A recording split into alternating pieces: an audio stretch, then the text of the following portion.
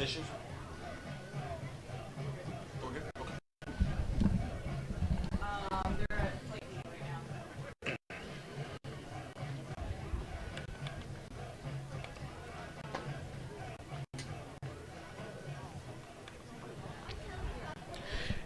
And live from the UCF softball complex, UCF softball is on the air as today the number 17 ranked UCF Knights take on the Fordham Rams at the Atlantic 10. Eric Lopez with you here at the UCF softball complex on this beautiful Saturday afternoon here in Orlando. Temperatures in the high 60s right now, and the Knights, of course, coming off 2 wins yesterday here in the UCF Knights Invitational here in day 2 of this event. UCF defeated Rutgers 4-1 yesterday afternoon, but of course everyone talking about across the city, the Knights knocking off number 5 ranked Alabama 8-1 behind a 9 strikeout performance from Shelby Tournier. Courtney Roden with a monster 4-for-4 performance with 5 RBIs. Let's go over to Dean, our public address announcer, to introduce you the lineups for Fordham and UCF. Number 6, the second baseman, Amy Van Hoven. Batting third, number 21, third baseman, Lindsay Mayer. Batting fourth, number 27, the player, Rachel Gillen. Batting fifth, number 17, the catcher, Stephanie Perry. And sixth, number 13, the first baseman, Madison Shaw. And seventh, number 25, in pitching today, Lauren Hunsley. Batting eighth, number 5, the left fielder, Morgan Figueroa. Batting ninth, number 2, the left fielder, Chelsea Scrivenak. Playing shortstop, number 3, Allie Bradian.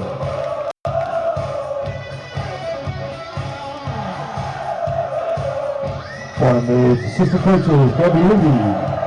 Lauren Winner, Felice Maracanda, and the head coach is 15th season, Bridget Orchard. Now, standing cheer for your UCF Knights. From the day's game record with a record of 3-0. Leading off is playing left field, number 15, Lakota Goodman. Batting second, number 2, the shortstop, Brittany Solis. Batting third, the designated player, number 16, Jessica Uvalde. Batting fourth, number 44, the third baseman, Courtney Redden. Batting fifth, number 21, the second baseman, Cassidy Brewer. Batting sixth, number 9, the first baseman, Kente Sanal. Batting seven, number 24, the catcher, Autumn Gillespie. Batting eight, number 20, the center fielder, Jasmine Escobedo. Batting ninth, number 5, the right fielder, Will Collins. The ninth, number 10, the record of 1-0, Manami Calixto. Down to the assistants, Horace Smith, assistant coaches, Hillary Bell and Tiffany Patterson. And the 13th season, the head coach, Renee Gillespie.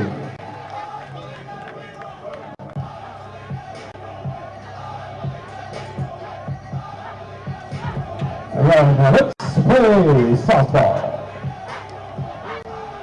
All right, that'll do right there. We're set to go. Here are the number 17 ranked UCF Knights against the Fordham Rams. Knights debuting their gold tops with white pants as they take the field with a record of 3-0, while Fordham coming in with a 1-2 record.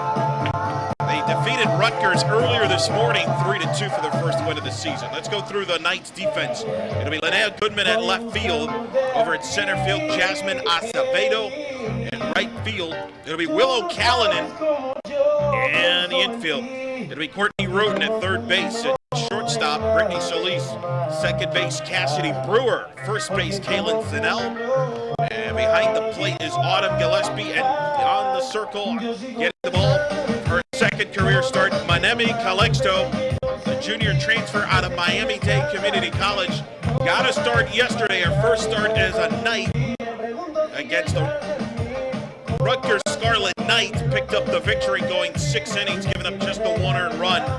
And further the season, Calixto has pitched 8 innings, 1 earned run, 6 hits, 3 strikeouts, 2 walks. The team's hitting 200 against Calixto. This is already her 3rd appearance. She pitched in relief in the opener against Liberty, going 2 innings of shutout ball. And then, of course, 6 innings with the 1 run allowed against Rutgers on yesterday. So Calixto getting the start here against the Fordham Rams, who will have Sydney Canessa, the center fielder, to lead it off, followed by Amy Van Hoven, the second baseman.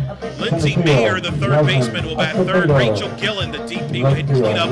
Stephanie Ferry will bat fifth for the Rams. Madison Shaw, the first baseman, will hit sixth. Lauren Quinn, the starting pitcher, will hit seventh. Morgan Figueroa, the left fielder, will hit eighth. Chelsea Skripanik, the right fielder, will hit ninth. That's the lineup for the Rams, who come in at 1-2.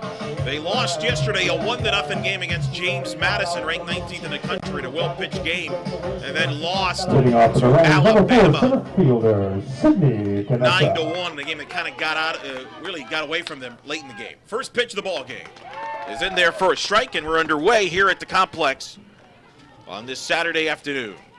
0-1 the count to the right-handed hitting Sydney Canessa, who's 3 for 9 so far this weekend. And the 0-1 pitch, low.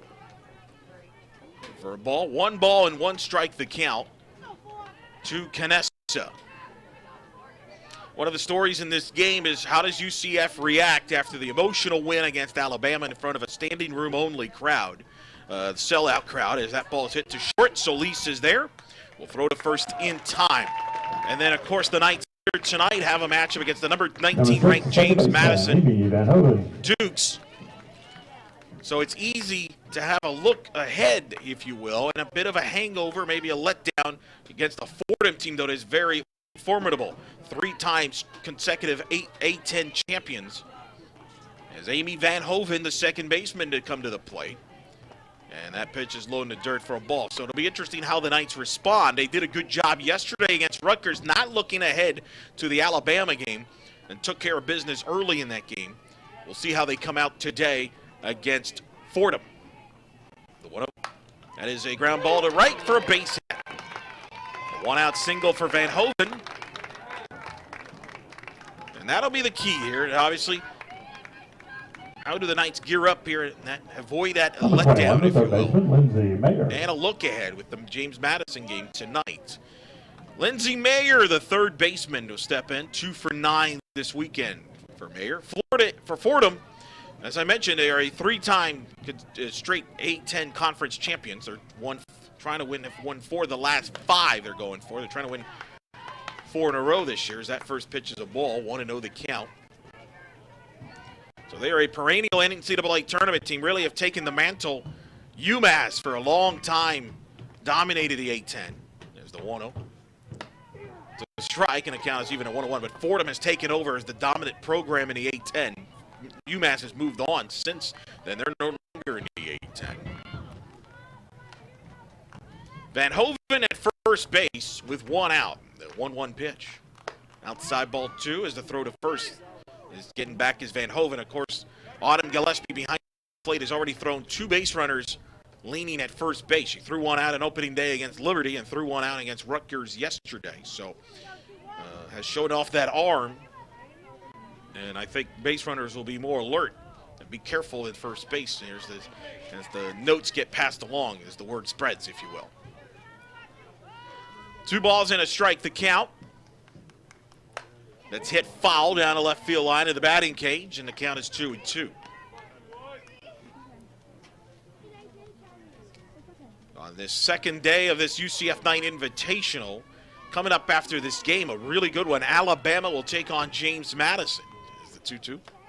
That's up high, full, 3 balls and 2 strikes.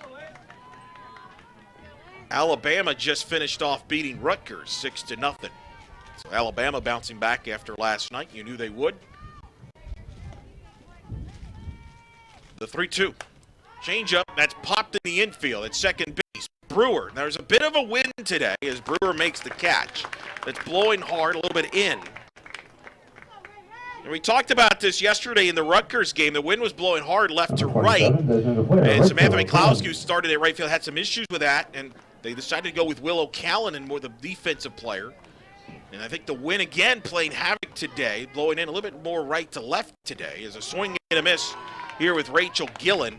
And I think that's one of the reasons why you're seeing Callanan at right field with her defensive expertise and experience there at right field. Callanan started pretty much the entire season last year at right field. That pitch is fouled off 0-2. Whereas McCloskey had never played right field prior to Thursday. Never played a game in right field. He's been mostly a first baseman and a catcher. Yes. Manemi quickly ahead of Gillen here, who's the senior here, their best player. And she puts one into left field for a hit. And the Fordham Rams with a first and second here with 2 outs in the first. That'll bring up Stephanie Ferry. So Ferry to hit, the catcher, the junior, 3 for 3 in the young season. And of course, one of the questions, if you haven't joined this earlier this week, is for UCF is what's behind Shelby Tournier, the All-American. Last year, of course, Mackenzie Audis, an All-American in her own right, went 24-1 as that pitch was a strike with a .95 ERA, second in the country in ERA. Graduated. Now teaching up in the Tampa area, but now the Knights have to fill up those innings that they lost. The 0-1. This ball, 1-1 the count. Those innings that helped UCF become #1 in the country last year in ERA with a .93 as a staff. They've got the veterans Jamie Ovari and Mackenzie Hoon, the 2 seniors returning, and of course Calixto, the transfer. That's a pop-up in foul territory, playable. Roten makes the catch, and the side is retired. So Manemi Calixto works around 2 hits in the inning. No runs, 2 hits, no errors. 2 left on. We're through at half inning of play with the score Fordham, nothing, and UCF coming to the plate. Let's go through the Knights lineup. It'll be Linnea Goodman to lead it off. And batting second will be Brittany Solis. And batting third will be Jessica Yavari, the DP. Courtney Roden at third base. Cassidy Brewer moving up to the 5 spot will hit 5th. Kaylin Sinnell, the first baseman, will hit 6th. Autumn Gillespie at catcher will hit 7th. Jasmine Acevedo, the center fielder, will hit 8th. Willow Callanan with right field will hit 9th for the Knights. Defensively for Fordham. And over in the outfield, it'll be in left field, Morgan Figueroa. Over in right field, Chelsea Skrpanik. Center field, it'll be Sydney Canessa. The infield, it'll be Lindsay Mayer at third base, with Allie Brayton at shortstop, Amy Van Hoven at second base. And over at first base, Madison Shaw. Behind the plate, Stephanie Ferry.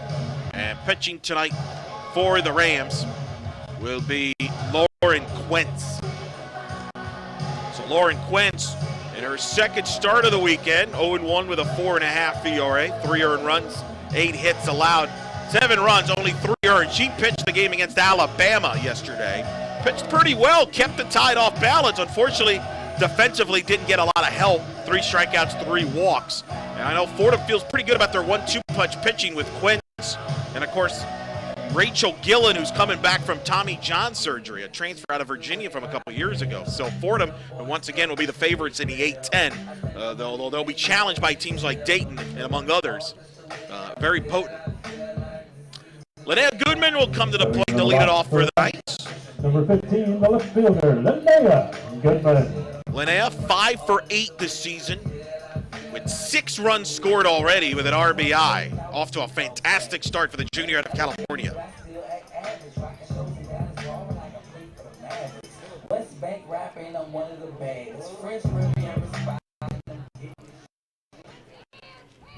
Goodman, the left-handed hitter, stepping in against the righty Quentz.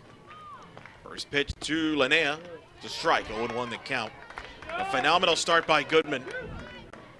You wondered, that was one of the other questions going into the season. Of course, Kaylee Novak, 4-year starter, always at either leadoff spot or at the 2 spot.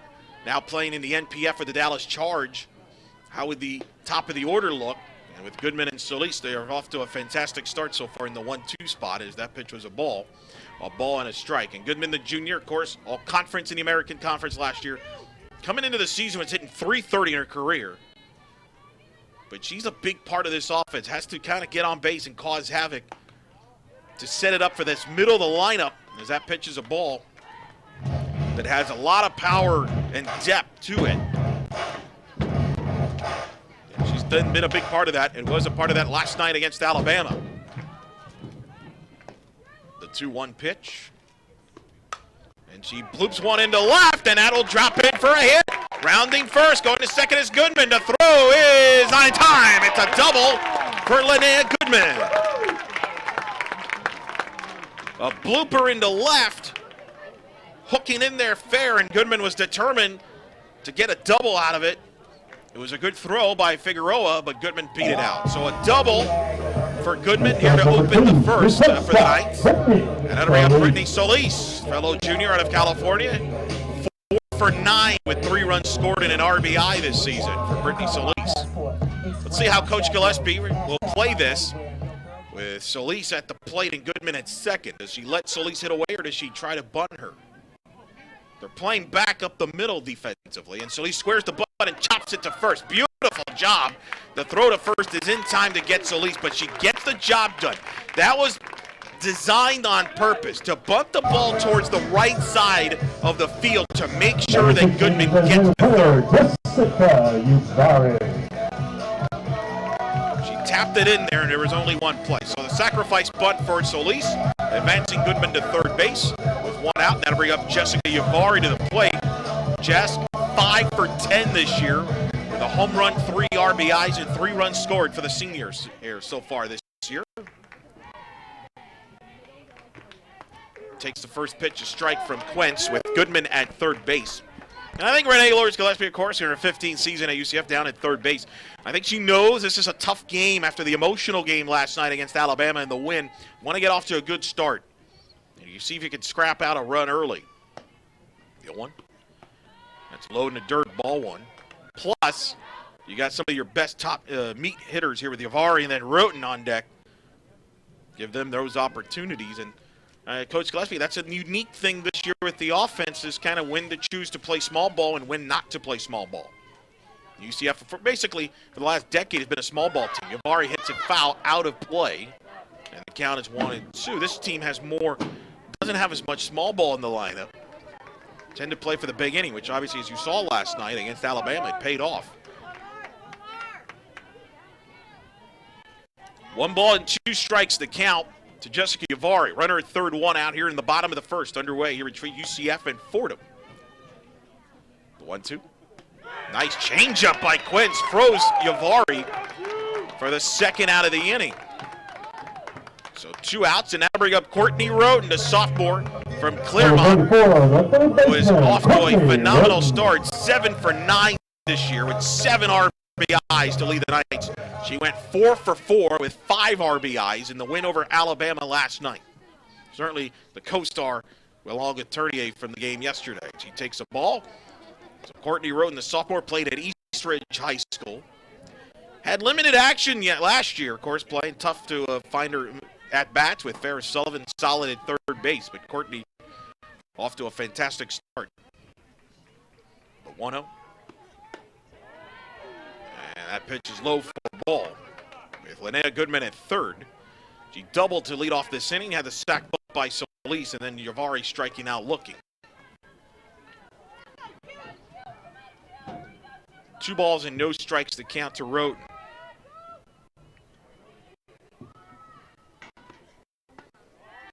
Pitch low, ball 3. You wonder if maybe Fordham being a little extra careful with Roten, looking at the numbers and the way she performed against Alabama.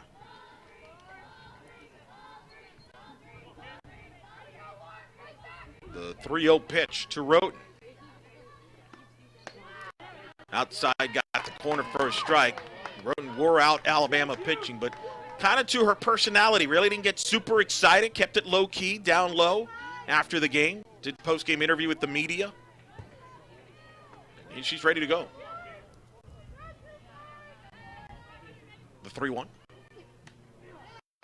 Outside there, strike pitch. Right now, that change by Quentz has been effective and has come back from a 3-0 deficit to work the count now to full. 3 balls and 2 strikes.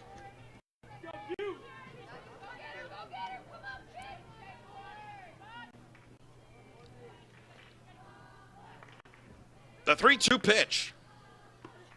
Low ball 4, and Roden draws a walk. So the Knights will have runners at the corners. First and third, 2 outs for the freshman Cassidy Brewer will come to the plate.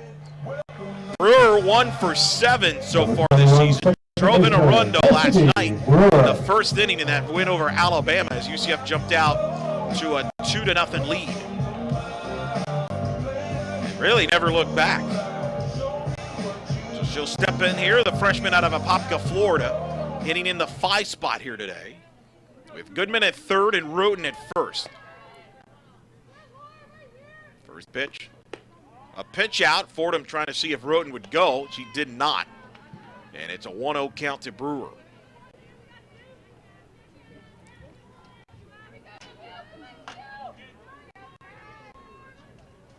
The 1-0 pitch.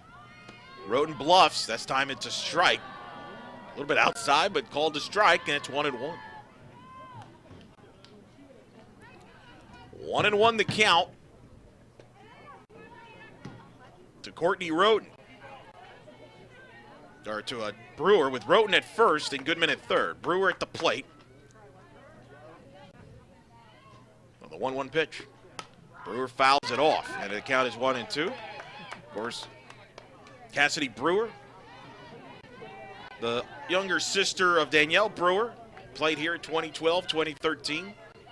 Now a grad assistant at Auburn. She'll be in here with the Auburn Tigers, Clint Myers and company on Wednesday morning, 10 a.m. when UCF hosts Auburn, number 4 in the country, 10 a.m. Eastern. Make a note of that on Wednesday. 1-2 pitch. Runner does go, but it's strike 3 looking, so it doesn't matter. As the Knights are actually hoping to get a draw of that throw to get a pickoff play, but it doesn't matter because Brewer strikes out. Must be good stuff from Quince in that first inning. As UCF does not get a run on a hit, no errors, and 1 left on, 2 left on. At the end of 1 inning complete here at the. We are competitors. We are teammates. We are rivals. We are friends. We are fans. We are scholars. We are leaders. We are champions. We are believers. We are all Americans. We are more than what you might realize. We are the American Athletic Conference.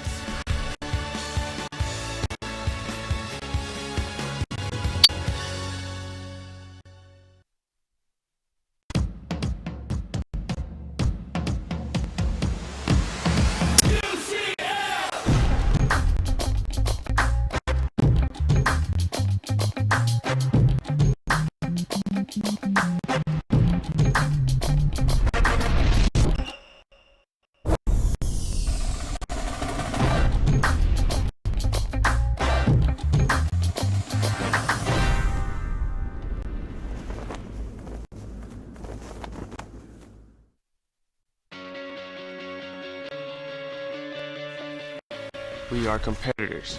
We are teammates. We are rivals. We are friends. We are fans. We are scholars. We are leaders. We are champions. We are believers. We are all Americans.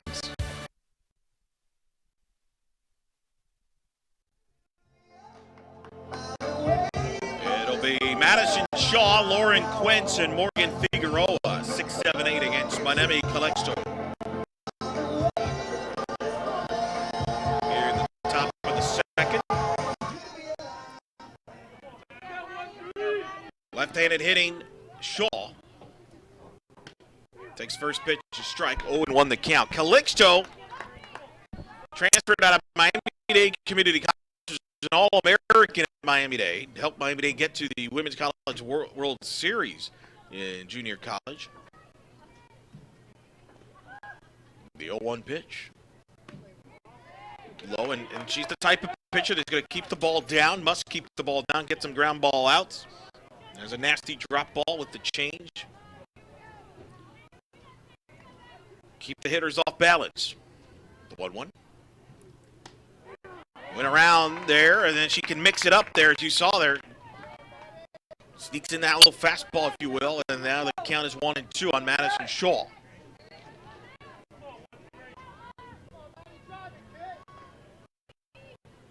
The 1-2. She tapped it foul. Gillespie come up with it.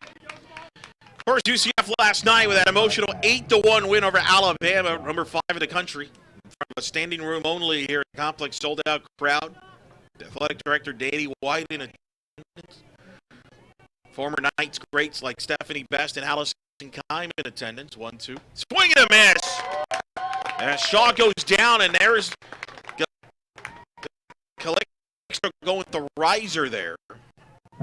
That's what makes her tough. She's going to keep you honest going up there stairs with the riser to throw with the change and the drop ball. You got a lot of weapons that she can use. She gets the strikeout of Shaw for the first out here in the second inning. That'll bring up now the number 7 hitter, Lauren Quince, the pitcher in this game. Takes one up and in, the right-handed hitter for a ball. 1-0 the count. Stephanie Best, of course, UCF Softball Hall of Famer, was in attendance. Allison Kime pitched here from 05 to 08. He was in attendance. Maddie Schroeder, starting outfitter last year, was in attendance. So was Kaylee Novak, among many of the former Knight players. Here's that pitch is a ball, and Calixto's down in the count. Just part of just a tremendous atmosphere. Mentioned a ton of national media here yesterday. The 2-0. That pitch is missed inside 3-0 as Calixto's falling behind Quince. Local media like Bright House Sports Network, Channel 9 locally was in attendance. Orlando Sports Daily. The 3-0. Taking all the way there is Quince for the strike, 3-1. And so it was a great exposure in a lot of ways. People certainly discussed about the significance of that win and where does it rank in the program. And, it's certainly, I think, one of the more significant wins. I mean, let's be honest, that game was scheduled. The 3-1 is missed outside for a ball. Quince gets a one-out walk. And that'll bring up Morgan Figueroa. The left fielder will come to the plate. But certainly when the schedule came out, a lot of people circled that game against Alabama. And, of course, the Knights are ranked 17th. Well, Alabama number 5. Questions about UCF. Where are they at? Were they warranted of that ranking? Coach Gillespie even told the team that, that 17 ranking was basically based on last year's team, and they haven't earned that ranking yet. And so that was a game that was circled. And the Knights responded with a statement that they're here as a player in the national scene. That pitch is a strike. 0-1 the count here to Figueroa. But now the challenge, now you got to come back. I mean, game ended around 9 o'clock last night, and most of the players got out of here about around 9:30, 10 o'clock. As that tapped foul down to third base, and the count is 0-2. So now you've got a bit of a turnaround with about a 2 o'clock start, basically about 16, 17 hours, emotionally getting back up. It was a jacked crowd. The players were jacked up. Now you got a Fordham team that is very good. And then you can't get caught looking ahead. You got a big one with James Madison tonight. The 0-2 is up high. A game that the Knights have certainly circled as well. That's a big one with James Madison, one of the top teams in the country. 2 All-American pitchers. But you can't look ahead. And that's the challenge in this game for the Knights. The 1-2. The pitch is foul. And that was something the Knights were able to avoid last year, in part because you had 2 All-American pitchers. So really, whether it was Shelby or Mack, you were in good shape. But now obviously, you know what you're getting with Shelby, but you don't know what you're getting in the rest of the staff. So it's up for the players to pick up, whether it be Manemi, Calixto, or if Jamie Yovari pitches, too. 1-2, not to have a letdown. The comebacker to Calixto. She waited too long. That's a young mistake right there. She was not aggressive in her decision. She took her time there, thought about going to second. Nobody was there. And then by the time she went to first, it was too late. Held on to the ball. At that point, she would have been better off to be making a decision there and just go straight to first to get the out. And I think that's what the players are going to meet up and talk about. There was a miscommunication there, but she was not aggressive there. And I don't know if the players, maybe sometimes you need a player on the infield to kind of call that ball out and say, either yell out 2, which means you go out to second base, or you go 1-1, which means you throw to first. I don't think she got helped either on that. And I think that's why the players right away met to kind of make sure they're on the same page. Keep in mind, even though it's a veteran team, you've got a freshman at second base and a sophomore at third and a freshman at catcher. So young infield there, still kind of learning to play each other. Unlike last year, remember, you had Sullivan and Novak who had played 4 years together. So now Fordham with a first and second, and they pop a hit in front. Callanan will field it. They will hold the runners, and Fordham with the bases loaded and one out here in the second inning. And the fourth center fielder. It's Kraponic with the single to right, and now we go to the top of the order, and Sidney Canessa to the plate. So that's a big play there on that decision there. Fielder's choice, if you will, not to get that out. Now you've got yourself in a jam here. Bases loaded, one out with Canessa at the plate. First pitch, low, ball one. So pressure here for the young Mr. Calixto here in the top of the second inning. 1 ball, no strikes to count. And that's inside, ball 2. And now she's falling behind Canessa 2-0. Infield playing in a little bit. As we'll get some action coming to the bullpen now. Jamie Yavari warming up. 2-0. There's a strike. They throw to first. Oh, wow. They almost got Kraponic there. That would have been huge. Gillespie at any moment could throw to first base, and Kraponic leaning a little bit there, just got back. Count is 2-1. The home plate umpire is Richard Havercroft. He's coming over to UCF. Having a word with Hillary Barrow. And now here comes Coach Gillespie. Victor Cena, the first base ump, coming as the first base. Third base is Bill Gumelik. Now he'll have a word with Coach Gillespie. Not sure what this is about.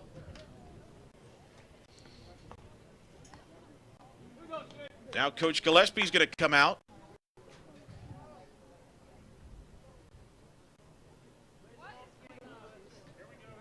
And meanwhile, you got Kalen talking to Manemi and Autumn. Not really sure what that was all about. Went over to talk to Hillary. The only thing I could speculate, maybe the balls and strikes call.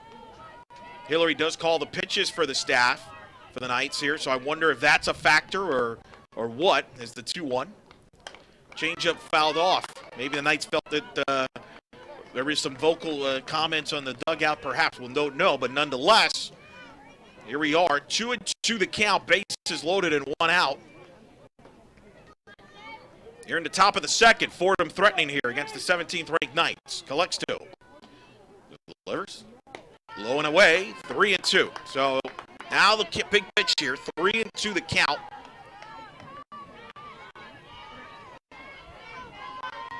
With the bases loaded and one out here in the second inning. The payoff pitch. Hit to third, right to Roden. She's going to come home to get the out. They throw to first. In time, double play. Great defense there by the Knights. Roden to Gillespie to Sanel. And just like that, the pitcher's best friend, the double play, gets him out of the jam. No runs in the inning. One hit, no errors, and 2 left on. We're through an inning and a half complete here at the complex with the score. UCF nothing, Fordham nothing. You're watching Knights softball here on UCFKnights.com. If you're interested in attending a game this season, and you don't want to miss our youth team experience, run onto the field through a tunnel played by UCF players. Celebrate your birthday with a party at the UCF softball complex. The choice is yours when you purchase great tickets. Only $4 per person in a group of 10 or more. For more information, visit UCFKnights.com or call 407-UCF-1000. Finally, we have sports talk on the FM dial in Orlando. Check out the new FM 96.9 The Game, home of the UCF Knights.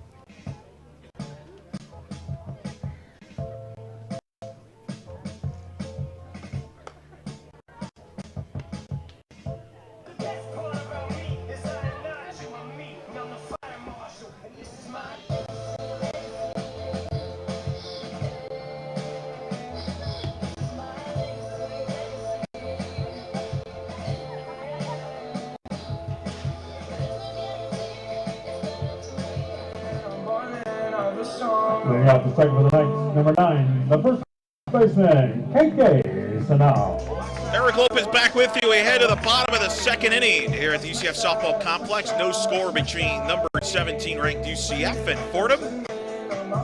It'll be coming up for the Knights. Autumn Gillespie, or excuse me, Kaylin Sinnell will lead it off. Kaylin Sinnell followed by Autumn Gillespie and Jasmine Acevedo.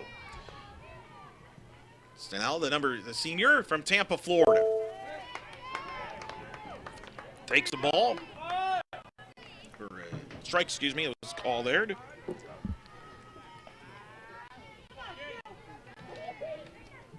Oh, and 1 the count. To Kaylin Sinnell, off to a slow start. 1 for 11 in this season. That's a ball that hit. Was back on opening day in the 2 RBI hit to left field against Liberty.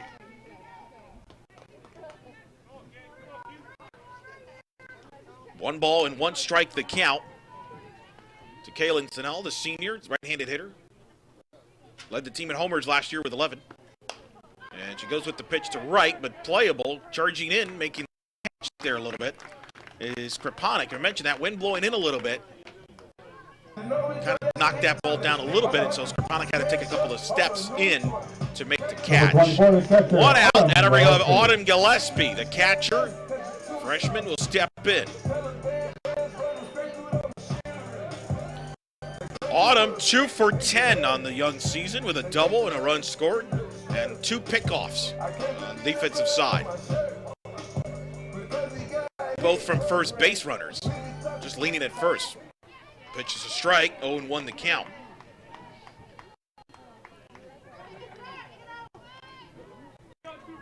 Following this game, number 5 Alabama against number 19 James Madison. And then after that, UCF will take on James Madison. We'll have that game for you at approximately 6:30, 6:45 range. The 0-1 pitch is away, ball 1. 1-1 the count.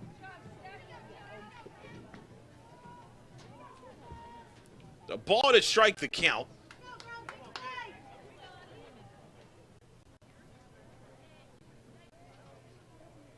To Gillespie, who hits it to second. Bobbled a little bit. Throw to first, not in time. Van Hoven bobbled it. And I think underestimated Autumn's speed there a little bit. Didn't really go aggressively once she bobbled the ball. By the time she threw to first, Gillespie beat it out. That will be more than likely an error on Van Hoven. We'll see how they score it. A slow grounder. So the Knights will have a runner on at first.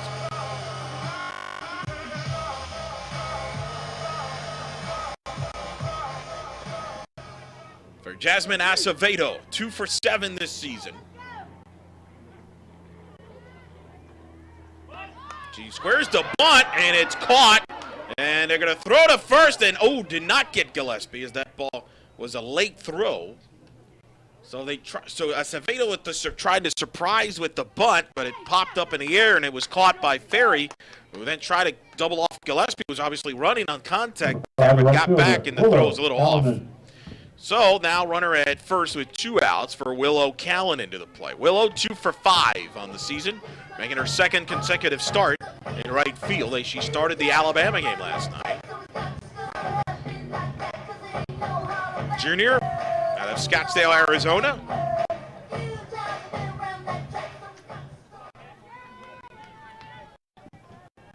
With the runner at first and 2 outs.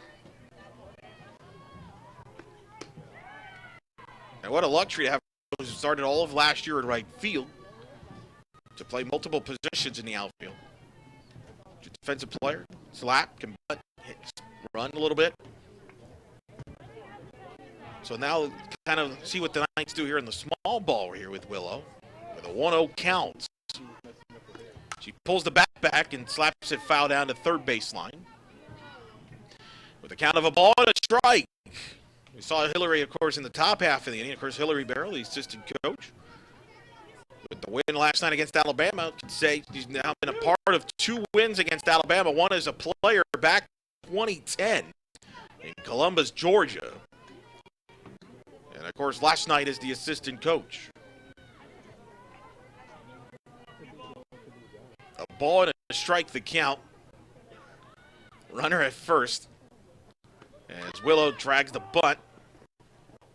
And that count is 1-2 here with 2 outs.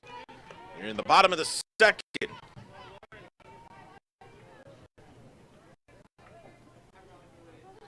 So a score from across the country here in day three of the college softball season. One of the bigger scores already coming in from Tampa, Florida, in a rematch of the national championship. Number 1, Florida, run ruling Michigan. Number 2, 8-0 in 5 innings. So the defending 2-time national champion Gators getting the best of the Wolverines in that rematch is the 1-2. Is grounded up to short. Cleanly throw to first in time to retire the side as Bradian makes the play. So the Knights get no runs, and Strand 1. We're through 2 innings complete here at the complex with the score UCF nothing and Fordham nothing. You're watching Knights softball here on UCFKnights.com.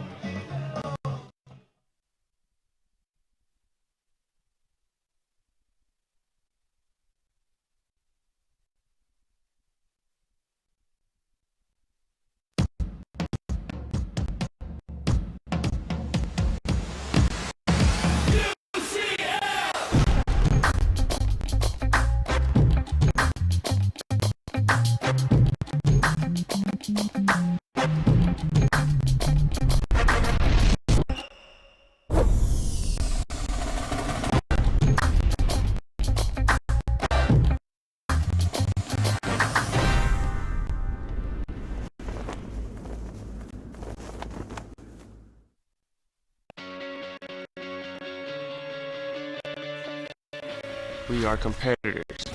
We are teammates. We are rivals. We are friends. We are fans. We are scholars. We are leaders. We are champions. We are believers. We are all Americans. We are more than what you might realize. We are the American Athletic Conference.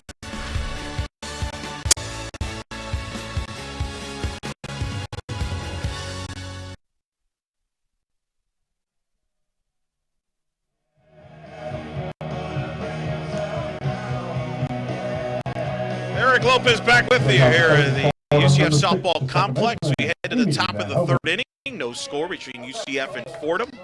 It'll be Amy Van Hoven, Lindsay Mayer, and Rachel Gillen. 2-3-4 to hit for the Rams of Fordham against Manemi Calixto. First pitch by Calixto. To strike 0-1. Got that big double play in the end of the 2nd inning there with get out of that bases loaded 1-out jam.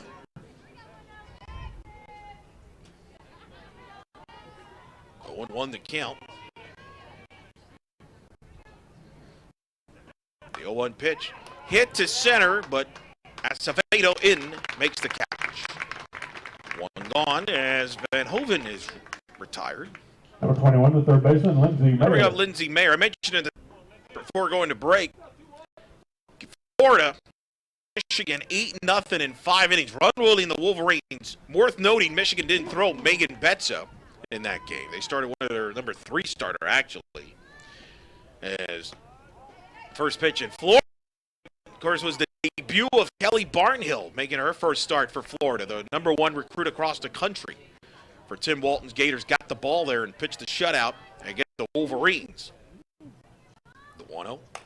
It's a ground ball to short. Is there, will throw to first in time. Retire Mayer. That tournament in Tampa hosted by South Florida. South Florida, Ken Erickson's ball club lost twice yesterday. They lost to South Carolina in the early going in that tournament. They got to play Florida tomorrow. I know that for a fact. So the Bulls off to a bit of a slow start, a bit of an adjustment period there for them with a new assistant coach, Jessica Moore, the All-American pitcher at Oregon. Pitch fouled there is Gillen at the plate. Fresno State last night upset Tennessee up in Tempe. Among some of the notable storylines from yesterday in college softball. But the top story across the nation was certainly UCF's win over Alabama. It was the marquee game, really, of yesterday's schedule. 2 top 20 teams.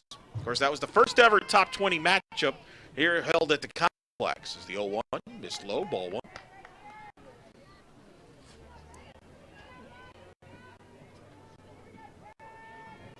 And certainly one of the marquee games of the evening session across the country will be UCF and James Madison. As Gillen hits a little grounder to Brewer. Brewer is there. Will throw to first in time to retire Gillen and the Rams in order here in the third. No runs, no hits, no errors, the one left on. We're through 2.5 complete here at the complex with the score UCF nothing and Fordham nothing. You're watching Night Softball here on UCFKnights.com.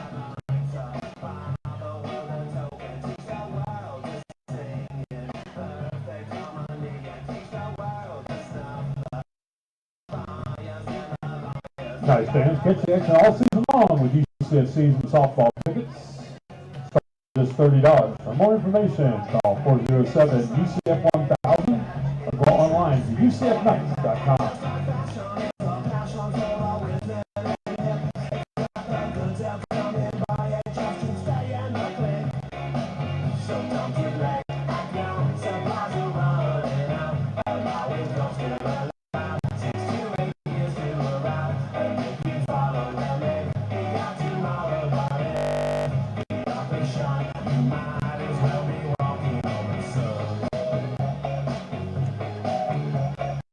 Okay guys, it's time for the T-shirt toss. Night challenge. With the first UCF batter gets on base by any form of hit, single, double, triple, or home run. Bobby City will do an extra T-shirt toss. Cheer them on. Let's get Linnea on base again.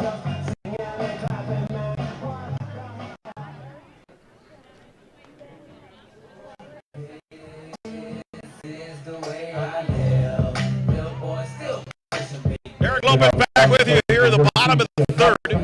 No score between UCF and Fordham. At the top of the order for the Knights, Linnea Goodman, Brittany Solis, Jessica Yavar. Hope you're enjoying it. Wherever you're watching on UCFKnights.com, shout out to Kent, UCF #1 fan, who's been tailgating the last 2 days over here. Alongside Bob Kallstrom, the father of Eric Kallstrom, former baseball player, starting shortstop from a few years back. Pitch for ball. Brandon Dobbins was here, former UCF pitcher. He's moving. Talked to him a little bit. He's moving to Beijing for work. His father was here in attendance as well. So just a lot. Great to see a lot of support from the UCF fans out there. As Goodman takes a strike, the count is 1-1 to Linnea Goodman, who doubled back in the first inning and was stranded at third base. No runs, 3 hits, no errors for Fordham. No runs, 1 hit, 1 error for the Knights here in the bottom of the third. Lauren Quentz, who's the junior, delivers low, ball 2.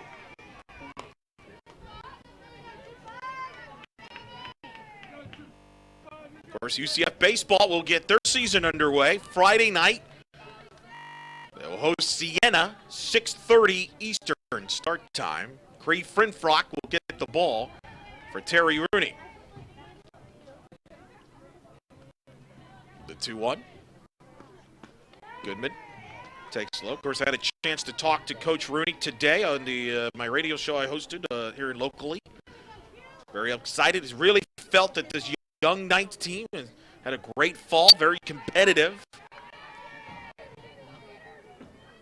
There's the 3-1. Goodman hits a little tapper to second. No underhand to first in time. Nice play by Van Hoven to get Goodman out. Was very aggressive there with Goodman. You have to be.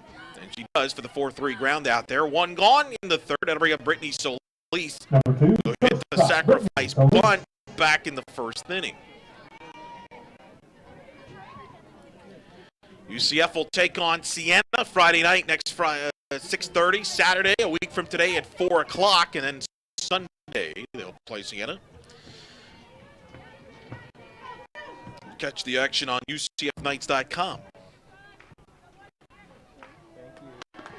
As Solis takes a strike.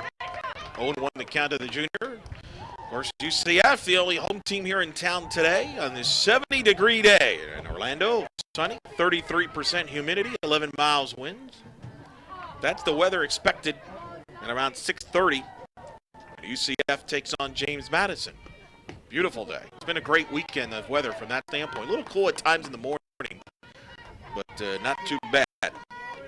1 ball, 1 strike to count. It's going to be in the 60s tonight and the Knights take on James Madison. Right now it's 70 here in Orlando. A ball and a strike to count to Solis. It's a strike. Of course, UCF men's basketball playing up in Houston right now against the Cougars. Donnie Jones and club on the road against an improved Houston basketball team. We'll get you an update on that in a little bit. 1-2 the count to Solis. As Lauren Quentz has kept his Knights off far off balance. And a 1-2. Low outside for a ball. 2 balls and 2 strike count.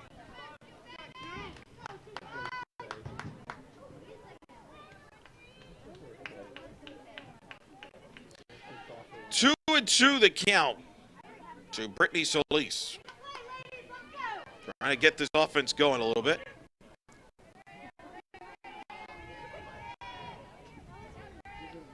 And the 2-2. Away, ball 3. 3-2 the count. Yeah, UCF and Houston getting set to start here at about the top of the hour. A game that'll be on ESPN News. Of course, Mark Daniels with the call on the new 96.9 FM The Game here. Of course, as well as 740 The Game, the home of the UCF baseball as well. 1-3-2. Solis tops it foul here. Of course, we're UCF softball here. The Knights will take on James Madison tonight. 6:30. We'll have that for you here on UCFKnights.com. Then we'll be back on Wednesday morning. Make a note of that. Wednesday morning, UCF will host number 4 ranked Auburn. 10 a.m. Eastern start time. Game was originally scheduled for Tuesday, 5:30. Got moved due to scheduling conflicts with Auburn. So it got moved to Wednesday at 10 a.m. So make a note of that. We'll be on the air then. The 3-2. Up high, ball 4. A 1-out walk to Solis here in the 3rd. And that'll bring up Jessica Yavari to the plate. Yavari struck out looking back in the 1st. She'll step in. And one of the reasons why the game is at 10 a.m. is UCF, remember, has to fly out to California to get ready for the Mary Nutter tournament, which they'll take on Texas A&M on Friday. And then UCLA Friday night. So you need as much time to get prepped to fly out that lengthy trip to California. As Javari fouls it off, in case you're wondering, well, why don't they just play Wednesday night? Well, that's the reason why. That's why originally the game was scheduled for Tuesday night, because UCF obviously wanted to have that day ready to just travel to California. But, so you got to sneak it in there. And that's what they did. Auburn will be playing in Tampa at the Michelle Smith tournament next weekend. That's why Auburn is in town, if you're wondering how that got all about. Pitch is missed 1-1. They're going to appeal. No swing. And a count is a ball and a strike to Yavari with Solis at first base. 1 out here in the 3rd. No score between the Knights and the Rams.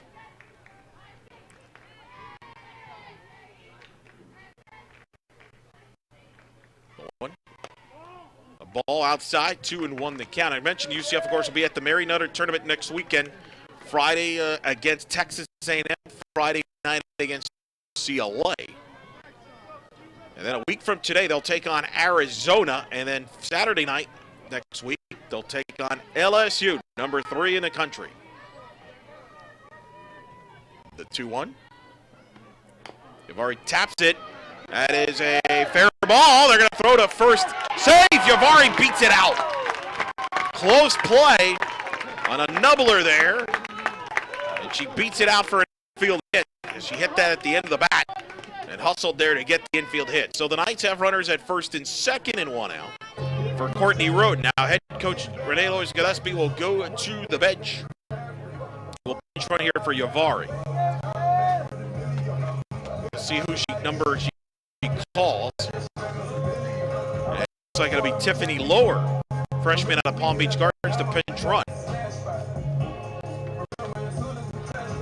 UCF will conclude that tournament in the Mary Nutter tournament against Washington on Sunday next week in California in Palm Springs, the premier tournament, the Mary Nutter tournament, which will be exclusively on FlowSoftball.com. That's where you can watch the Knights play. They're going to have every game from the Flow Softball, from the Mary Nutter tournament on FlowSoftball.com exclusively there. So you'll be able to watch the Knights games there and we'll have all the information on that all week long on UCFKnights.com. Now Courtney Roden at the plate. Swings at the first pitch, pops it up, though, to second. As Van Hoven makes the catch, a huge out there to get Roten for the second out of the inning. That'll bring up now Cassidy Brewer to the plate now. He'll have to hit with first and second and 2 outs. 21, second baseman, Cassidy Brewer.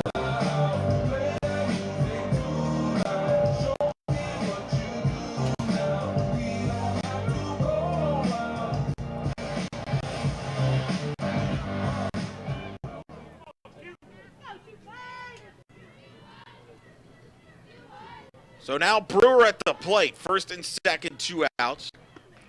She goes with the pitch, bloops one in the left. That's going to hook foul at the end there. And the count is 0-1.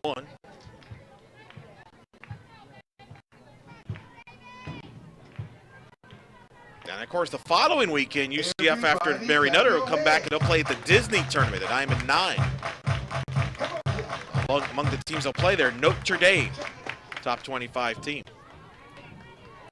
That'll be on that Friday, the 25th, I believe, against Notre Dame at the Disney Classic.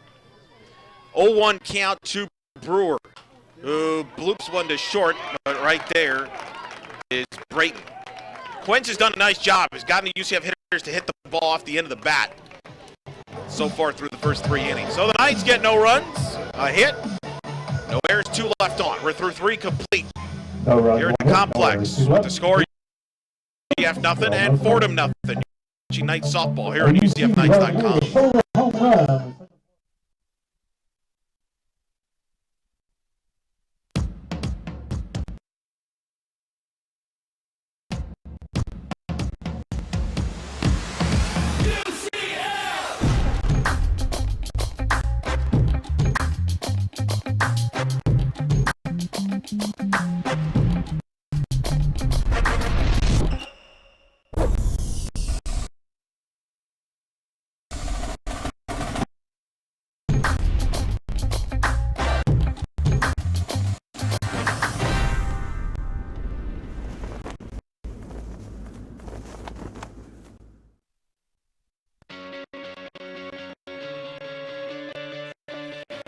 We are competitors. We are teammates. We are rivals. We are friends. We are fans. We are scholars. We are leaders. We are champions. We are believers. We are all Americans. We are more than what you might realize. We are the American Athletic Conference.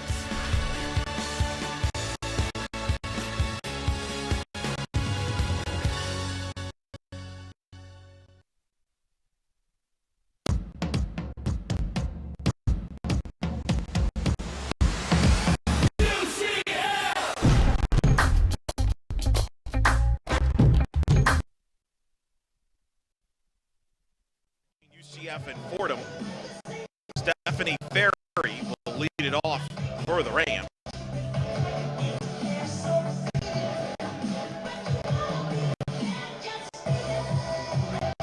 She'll be followed by Shaw and Quince. Against Manemi Calixto. First pitch popped, foul. Playable, though, as Gillespie makes the catch between home plate and first base for the first out here in the 4th inning. 1 pitch, 1 out. It'll become Madison Shaw to the plate. 13, the first baseman, Madison Shaw. Shaw will come up here, left-handed hitter. As Calixto delivers first pitch, that's hit to right. Willow Callanan is there and makes the catch. 2 pitches, 2 outs here in the 4th inning. Of course, I mentioned today the schedule coming up after this game ends, 25 minutes after this game ends. It's Alabama against James Madison. Very interesting. It's expected that Alexis Osorio, the All-American for Alabama, will make her debut in 2016 and pitch for Patrick Murphy. The question is going to be who does James Madison throw? Who does Mickey Dean throw? That first pitch is a strike to Lauren Quince. You got Megan Good and Jalen Ford, both All-American pitchers. Ford's the lefty, Good's the righty. Interesting to see how they decide, who they decide to pitch against Alabama as the 0-1 is hit foul to left field. And the reason I say that is whoever they don't start against Alabama, odds are will start against UCF. Last year, when UCF and James Madison played, it was Megan Good that started against the Knights, and then Ford came in relief. Now, Ford has historically started against Alabama when they played in the past. So that'll be an interesting chess match. The 0-2, outside for a ball. You know who's going to get the ball for UCF. And that'll be Shelby Turnier, the All-American, coming off that 9-strikeout performance, only giving up the 1 run on 3 hits in the victory over Alabama last night. 1-2, third ball 2. That was Shelby's 4th career win against top 25 team, tied the most for any UCF pitcher since 05. Ashley Cole had 4 wins in her career. 3 of them in 1 year in that 2010 season. 2 balls and 2 strikes. That's hit to left field for a hit. Lauren Quinn's helping her cause there with a 2-out single. And that'll bring up Morgan Figueroa to the plate. It was this part of the order that actually got the threat for Fordham. Left fielder, Morgan Figueroa. In the second inning where they loaded the bases with 1 out, only to hit into a double play to third where Courtney Roden went to home and then home to first for the double play. That was Fordham's biggest threat to this point in the game in the second inning. And now Figueroa takes 1 foul down the left field line. Alabama in their grays today. Alabama won earlier today against Rutgers. They pitched their freshman, the lefty, man. He got the win in that game. She's off to a 2-0 start.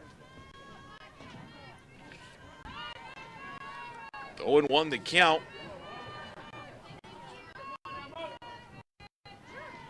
And the 0-1 pitch. Ball 1. 1-1 to count. And of course, that freshman I'm talking about was Maddie Moore. Won the Player of the Year in Alabama. Made her debut yesterday in the victory over Fordham. As that's a ground ball to short, so Alicia's there. Will throw to first in time to retire the side. No runs, a hit, no errors, 1 left on. We're through 3.5 complete here at the complex with the score. UCF nothing. Alabama and Fordham nothing. Right here on UCFNights.com. From the sector tomorrow, the last day of the UCF Nights Invitational for Liberty versus Alabama at 10 a.m. and Rutgers versus James Madison at noon. Students win the opportunity to throw the first pitch out of the UCF softball game this year in one of 4 games, including Florida, Georgia Tech, Tulsa, and Memphis. Log on to nightmarerewards.com for your chance to win. Night fans, be sure to visit your local Academy Sports and Outdoors store and receive t-shirts, caps, novelty items, and more at everyday low prices. Get excited for the big game at Academy Sports and Outdoors, proud partner of UCF Athletics.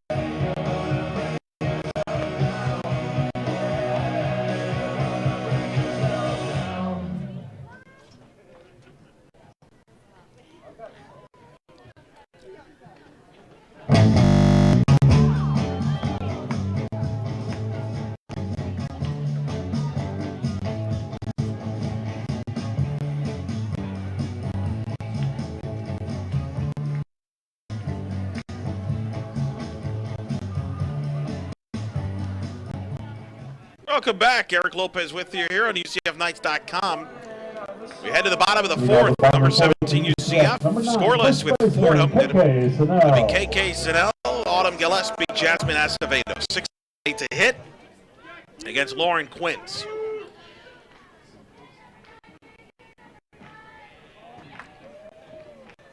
KK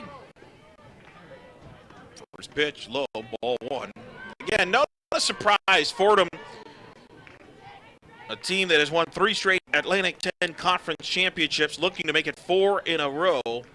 They've won 4 of the last 5. Remember, they gave James Madison all they could do last night, or yesterday morning. It was a 1-0 game against James Madison.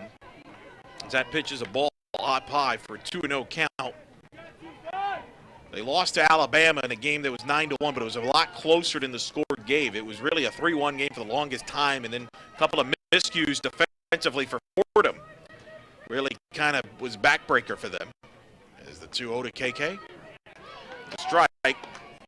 They won earlier today. They defeated Rutgers 3-2.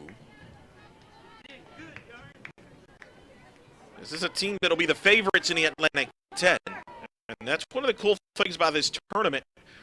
Quality games all weekend long for everybody. 2-1. That's talk about RPI and all that. That's a factor, and that's why you get these. It's big, even though UCF's got a tough schedule. It's a positive from that is that it really helps your RPI in playing quality games.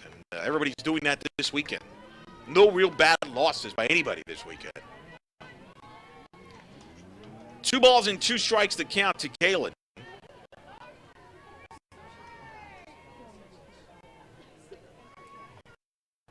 There's Quince. Lures and KK hits a grounded short. Barehanded, and a nice play by Brayton. Allie Brayton barehanding that ball and throwing to first to retire KK for the first out here at the bottom of the 4th. Number 24, the catcher, Autumn Gillespie. So that'll bring up Autumn Gillespie to the plate. You look at this tournament field, UCF tournament team a year ago, Alabama, obviously go to the Women's College World Series. James Madison, a team that was hosted a regional, ranked 15th in the national seed last year, top 20 team this year. Could be a sleeper for the Women's World Series as well. Fordham, an NCAA tournament team a year ago that has won NCAA tournament games. So that's 4 teams right there. All will probably are going to be favorites to get back into the NCAA tournament. As Gillespie takes a ball. And then, of course, Rutgers, a team that won 29 games last year, they're trying to find themselves a little bit with Landry their pitcher, the all-time winningest pitcher, graduating. So they're trying to find themselves, but they're a scrappy team out of the Big Ten. There's the 1-0. And then Autumn gets jammed and hits a grounder and dropped. And then it'll be an error on Brayton. Go figure. So Brayton, after making that barehanded play against Snell, drops that blue pop-up and I think kind of cuffed her a little bit. And Autumn Gillespie will get on here with 1 out.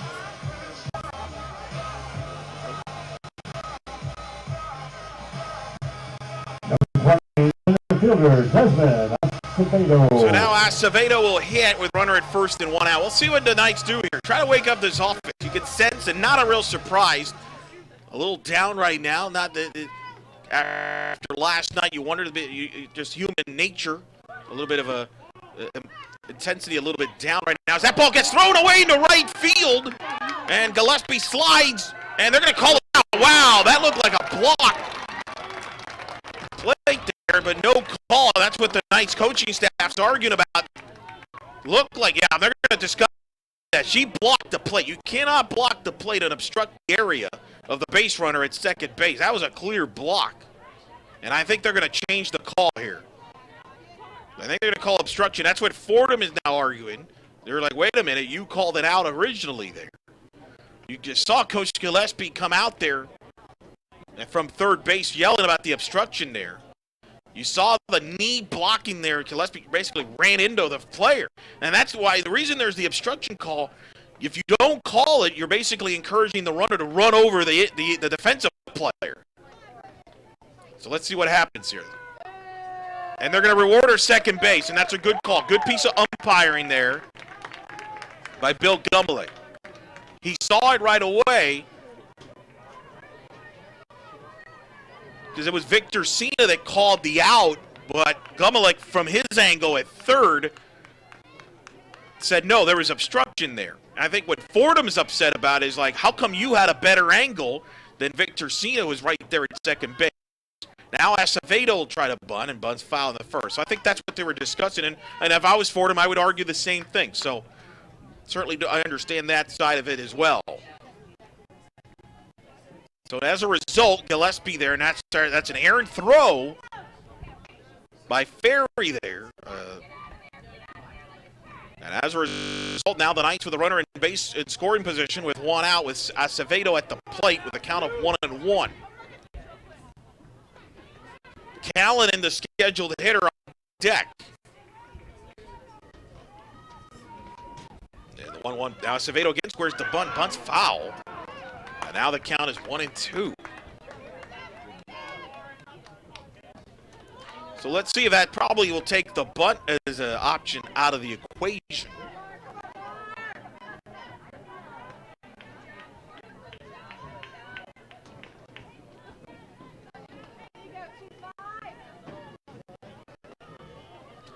One ball and two strikes, the count now to Acevedo with Gillespie at second base.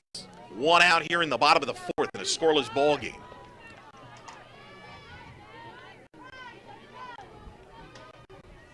One, two. And she swings, hits one to third. That is a foul ball. And certainly Acevedo was trying to bunt. One of the reasons why I was trying to bunt, the infield was playing back a little bit to try to put some pressure on this Fordham defense. We talked about it, had some issues against Alabama defensively yesterday, but have been, up until recently, been pretty solid today. So now Acevedo trying to just stay alive here, down at the ball and two strikes here. Redshirt junior.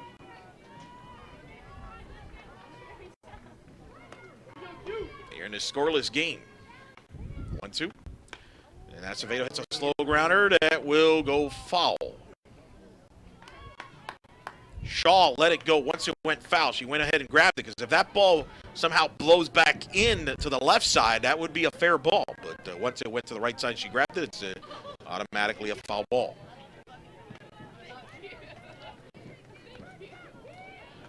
One ball and two strikes the count.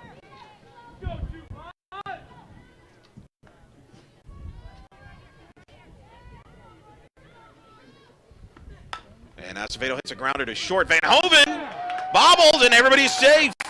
As Brayton, pardon me, the shortstop, who, remember, had that barehanded play to get Snell out. All of a sudden, a bit of an adventure there. And now the Knights with 2 on and 1 out. And just as kind of I anticipated, Coach Gillespie's going to call the number of Samantha McCloskey here to pinch hit for Callanan. And we talked about the strategy yesterday about starting McCloskey at right field. You want your best bat, as many bats in the lineup. And so you try McCloskey at right field, and then you bring in Willow if you have the lead for defensive purposes. Well, today you're seeing the backwards strategy of starting Willow as a defensive player at right, and then having a pinch hitter available like McCloskey available in a situation like this with 2 on and 1 out. Part of the flexibility that this UCF team has. And so McCloskey, the senior, of course, the hero of the American Conference Championship game against Tulsa, walk-off homer in that one to win the title. Pinch hitting here with 2 on and 1 out. And that's the luxury that you have to have a weapon like that on your bench by starting Callanan at right. So first and second and 1 out. And the pitch outside for a ball. Sam's been pressing at the plate so far in the early going. You're in her senior year. The interesting thing is we'll see what the Knights do coming in the inning here with 2 on and 1 out. The 1-0. Sam gets a piece of it and fouls it off at the end of the bat. The count is a ball and a strike. Goodman on deck should the inning continue. You're in the bottom of the fourth. No runs, 4 hits, no errors for Fordham. No runs, 4 hits, no errors for the Knights.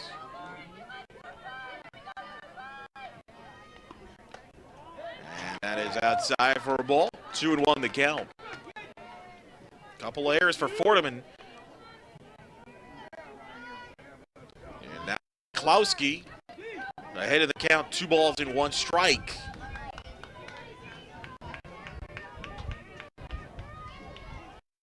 The 2-1. in the dirt, and that got squirts away, and both runners will advance. Stephanie Ferry just got away from her enough, and both runners read that well, and now Gillespie's at third base with Acevedo at second, with one out in a 3-1 count to McCloskey.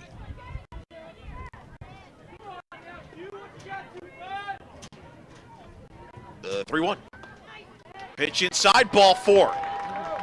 Not the worst decision in the world there, although certainly Quince looked back at the home plate umpire, Richard Havercroft. I wondered if with the open base as a result, maybe you pitch around McCloskey. With one swing in the bat, can put a big distance here. Now Willow Callanan will pinch run for McCloskey. But clearly she was trying to get that inside corner for a strike. As it is, it's a walk, and now the Knights have the bases loaded and one out for Linnea Goodman. So Goodman to hit here with the bases loaded and one out. She has a double in this game. The reason why that's not the worst thing in the world if you're Fordham is you do have a slap hitter who you're going to play in anyway against. With the bases loaded and one out. First pitch is a strike. So that's not the worst thing in the world with the walk to McCloskey, because again, you're going to play the infield in regardless with the bases loaded, and you're going to play the infield in regardless against a slap hitter. So as Quince gets ahead of Goodman 0-1. The 0-1 pitch, Goodman hits a high fly ball deep to left field. That's going to go all the way off the wall. Coming into the score is Gillespie. Coming into the score is Acevedo. They will send Callanan to throw home is in time. Great relay by the Rams to get the runner, but it's a 2 RBI triple by Linnea Goodman. Now Coach Gillespie will come out here to discuss the play. At home play, it was a bang-bang play. Now she might argue about obstruction. She pointed to her arm. She stretched out her arm. That's a sign of obstruction. Was Callanan interfered with as she was rounding to home plate? That's what the conversation is. And while they discuss that, how about Goodman with the infield in and the outfield playing in as they typically do against the slap hitters? Goodman drilled that ball into the left field and crushed that ball away to the wall. And drives in 2 runs and gives UCF a 2-0 lead. Coach Gillespie having a long conversation, and I think that's exactly what she's discussing, is the interference. She felt Willow was interfered with, and if she was, she should have been rewarded. That would have cost him a 3rd run. I didn't see, obviously, the play there, running the bases, so now the umpire is going to discuss this. So Havercroft is going to discuss this with Victor Sina, and now Klubalek's going to come. That's exactly what they're discussing. Was Willow Callanan interfered with, obstructed with? If so, she'll get rewarded there. You can't interfere. You can't bump into them as they're rounding. It doesn't take away what a great execution of the relay. That was well thrown ball by Fordham defensively. Let's see what they rule here. I think it's going to stand. I don't get a sense they're changing. It's a tough call to change. It's a very judgmental call. Play number 2, shortstop. So, runner at third, 2 outs. But the Knights get 2 runs in the inning. They lead 2-0 here with Solis at the plate, who walked in their last at bat. What a hit by Goodman. As Figueroa was playing in, and it backfired on the Rams. 1 pitch, ball 1. Keep in mind, we talked about that wind blowing a little bit right to left, and I think that helped Goodman there, aid that ball crushing it, although she'll probably tell you, hey, that's all strength. But and I think the Goodman family will say that in California as they're watching on UCFKnights.com. I would agree with that. Assessment. That pitch is up high, ball 2. I know Linnea's mom is in attendance this weekend in Orlando. And I think in talking to Lenny, she was talking about, I think her mom's going to make it a lot of trips this year to Orlando. Of course, the entire Goodman family will get to see Linnea up close next weekend in Palm Springs, California. 2-0. Ball 3. 3-0 the count. Of course, Brittany Solis' mom also in attendance this weekend. She'll have her family, a lot of family gathering in Palm Springs. She's been looking forward to this tournament going back to last year. 3-0 they count to Solis. She shows bunt, pulls back, takes one outside corner, and it's 3-1 the count with Lenny at third base. 2 outs, a 2-0 lead for the Knights. For Goodman, by the way, that's her second and third RBI of the year, her first triple of the year.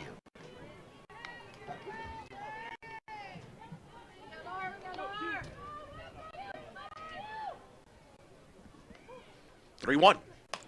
And Solis gets jammed, drops one into left field for a hit. Scoring on the play is Goodman. It's an RBI hit for Solis. And the Knights extend the lead to 3-0. Second RBI of the year for Solis. Number 16, the designated player, Jessica Uribe. So the California girls, Goodman and Solis, driving in the 3 runs, the top of the order, getting it done today for UCF. As they lead 3-0 here in the 4th inning, as Jessica Yavari will come to the plate.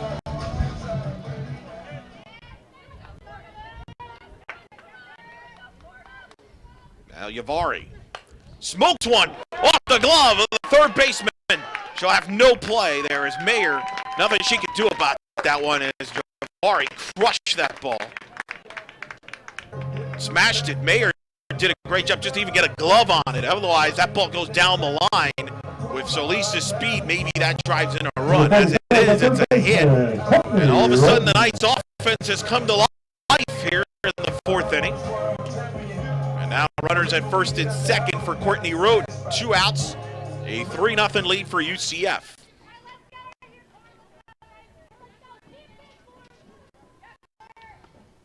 First pitch to Courtney, strike, 0-1 the count.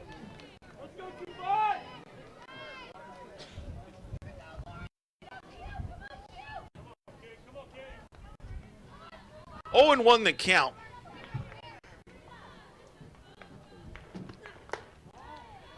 Takes the ball. Courtney Roden, the sophomore, played at Eastridge. Of course, her, Kaylee Novak, Kirsten Foster, all from Eastridge High School. Roten had that monster game, one of the more memorable performances any Knight has ever had, going 4 for 4 with 5 RBIs last night in the victory over number 5 Alabama. She just wore out Sydney Littlejohn in the Crimson Tide. The 2-1 count. And you see why the coaching staff was excited to bring Roten in. They were trying to get her a lot of at-bats last year at times. Sneak her in the outfield, sneak her in at third as Roten drills one into left center field for a hit. Coming in to score will be Solis. Landing third is to Yavari going to third. It's an RBI double for Courtney Roten, and the Knights lead 4-0. RBI number 8 for Courtney Roten. A breakout weekend for Roten, who, remember last year, hit a pinch hit 3-run homer against Minnesota in Claremont at the Dot Richardson Invitational right nearby where her Eastridge High School played.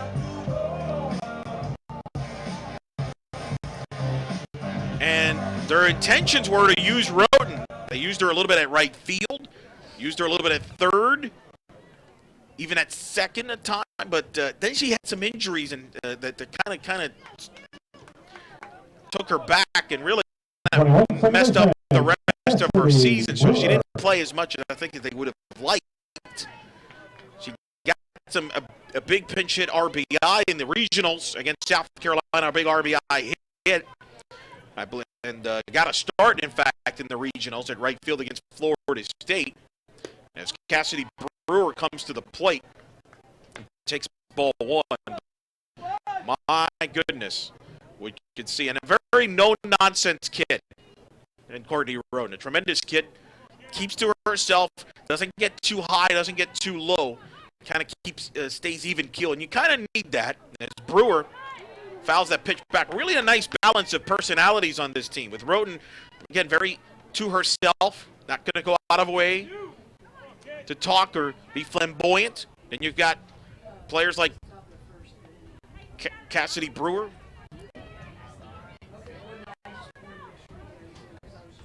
with a personality, talks, likes, very talkative, as well as Brittany Solis, as that's a strike.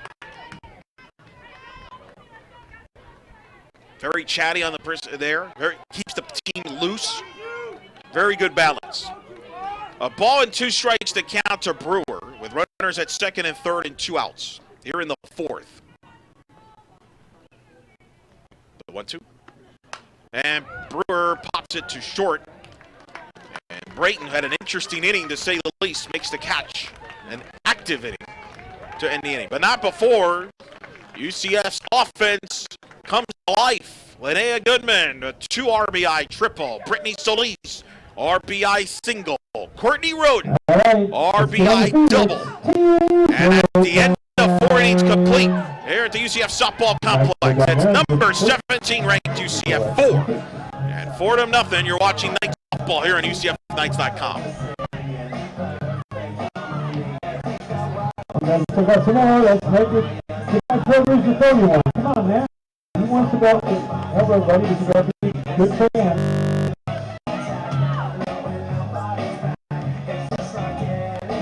All right, guys. Thanks a lot. So the 4 runs on 6 hits, 1 error, 2 left on base, and the 4 completely is in play. UCF 4, 4-0. Join us back.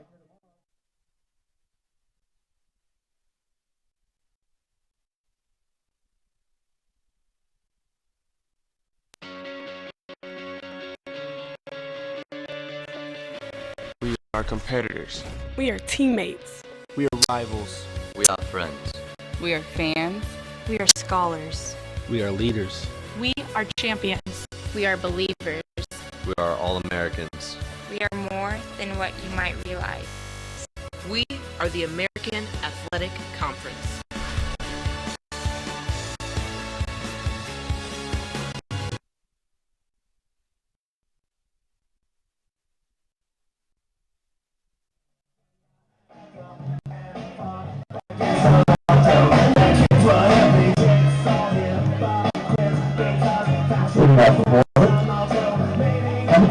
Top of the 5th we go here at the complex. A 4-0 lead in favor of the Knights. Manemi Calexo back to work now with a 4-run lead to work with against Chelsea Skriponic. First pitch of ball, 1-0 the count. Manemi Calexo, their teammates, players call it Ma. Don't ask me why, that's just the way they do it. They have unique nicknames. Mackenzie Hoon is known as Noodle. As the 1-0 pitch is popped up to short. Solis makes the catch for the first out here in the 5th. Manemi speaks Portuguese and English. An All-American at Miami-Dade in the junior college ranks. Led them to the Women's College World Series version up in Miami-Dade. Postseason, deep in postseason, all 2 years of her career at Miami-Dade. The Sharks of Miami-Dade down at the Kendall campus. Great program there for junior college for softball. I speak as a proud Miami-Dade alum myself. I can relate to Manemi, transferring from Miami-Dade to UCF. Talked to her a little bit. The 1-0 count. Says the big adjustment moving from South Florida down to here to Orlando is finding where you find Cuban food.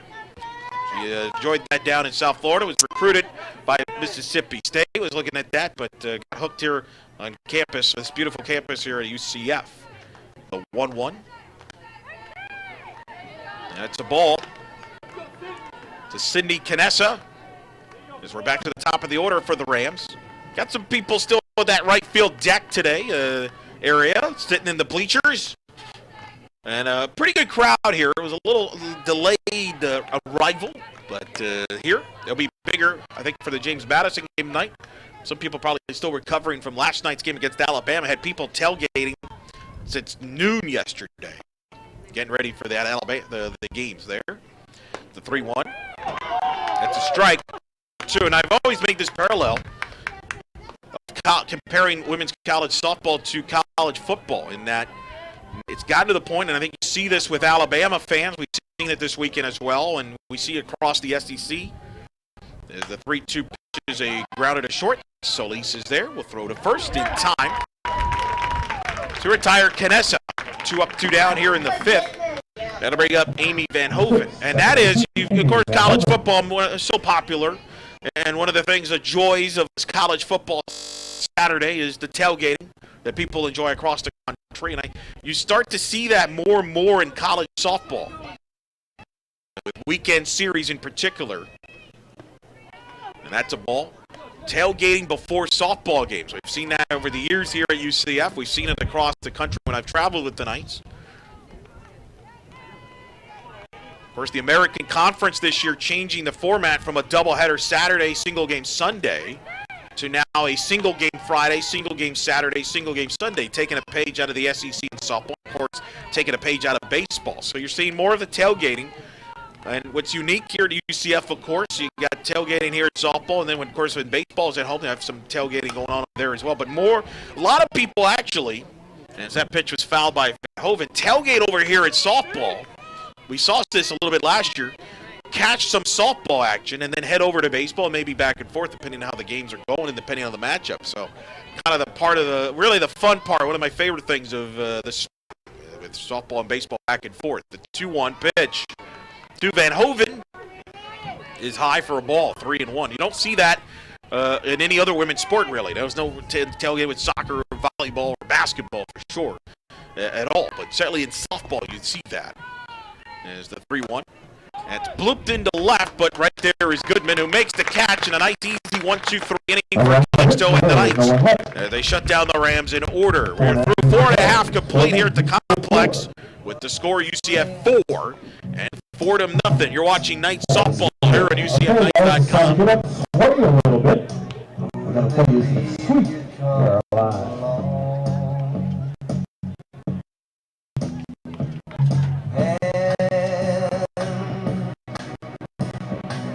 Guys, let's go down to the guys. It's time for you to get up and get in this week. Reaching out, touching me, touching you. Some ball down there.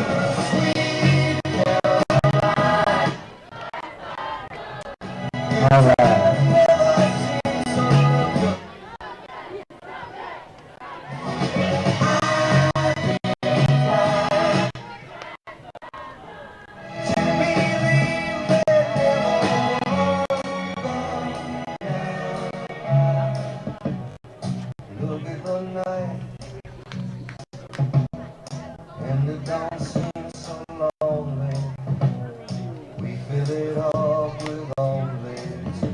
Also been informed that we do have a birthday person in the house today, in fact, on the field.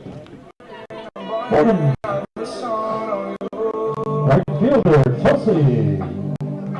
Representative active, celebrating her 19th birthday today. Happy birthday, Chelsea.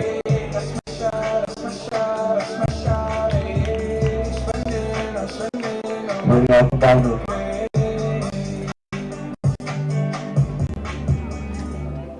on the fifth of the night. Number 9, first baseman, A.K. Canal. Eric Lopez back with you. We head to the bottom of the fifth. A 4-0 lead in favor of the Knights. K.K. Sinel grounds one to short. Throw to first in time for the first out here in the bottom of the fifth. We got questions coming in now. You can follow UCF Softball on Twitter on UCF_softball.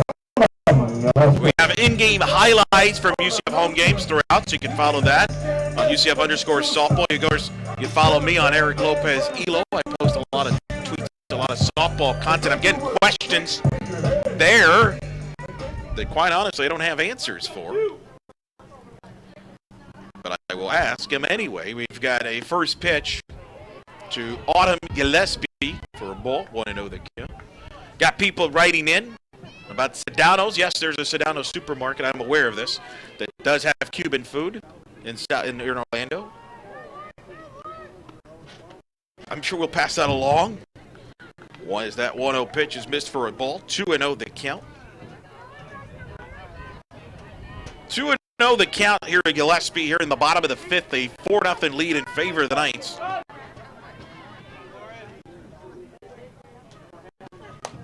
And Gillespie pops one into short, sliding catch by Allie Brayton.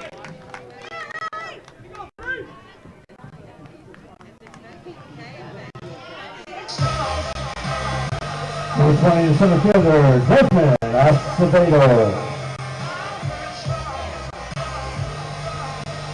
Acevedo to the plate.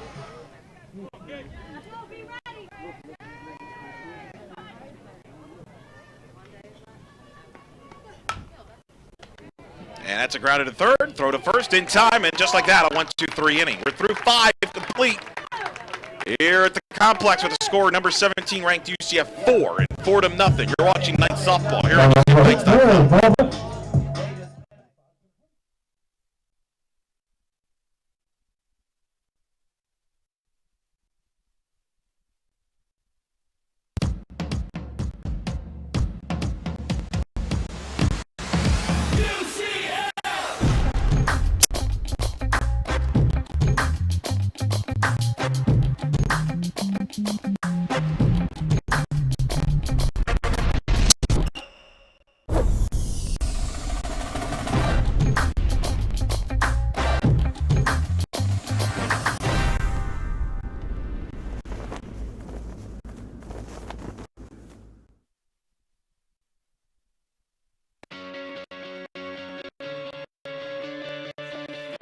We are competitors. We are teammates. We are rivals. We are friends. We are fans. We are scholars. We are leaders. We are champions. We are believers. We are all Americans. We are more than what you might realize. We are the American Athletic Conference.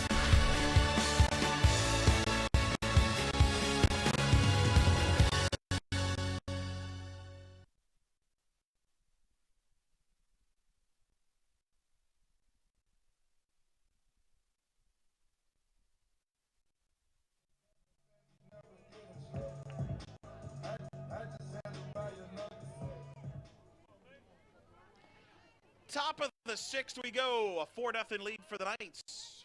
As Calixto delivers first pitch for a ball. 1-0 the count. Lindsey Mayer at the plate for Fordham.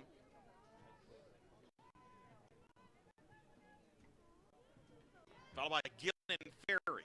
Middle of the order here for Fordham. 1-0 is a strike. 1-1 the count. Yavari warming up in the bullpen. Jamie Wright, she closed out the win against Rutgers yesterday.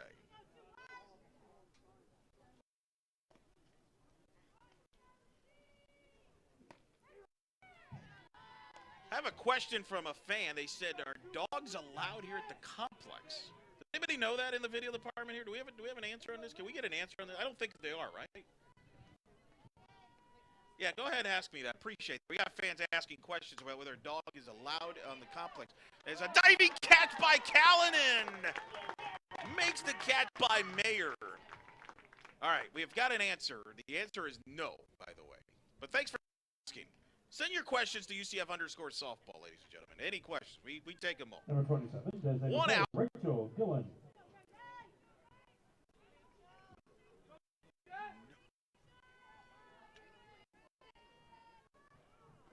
So 1 out here. That's a ground ball up the middle through. Base hit for Gillen. Good to see Gillen healthy. She's coming off Tommy John surgery.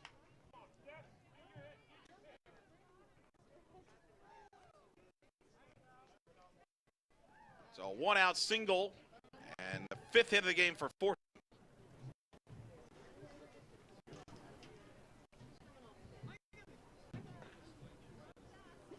So 1 out single. They have a pinch runner. Maria Trevopice. It's a pinch run here.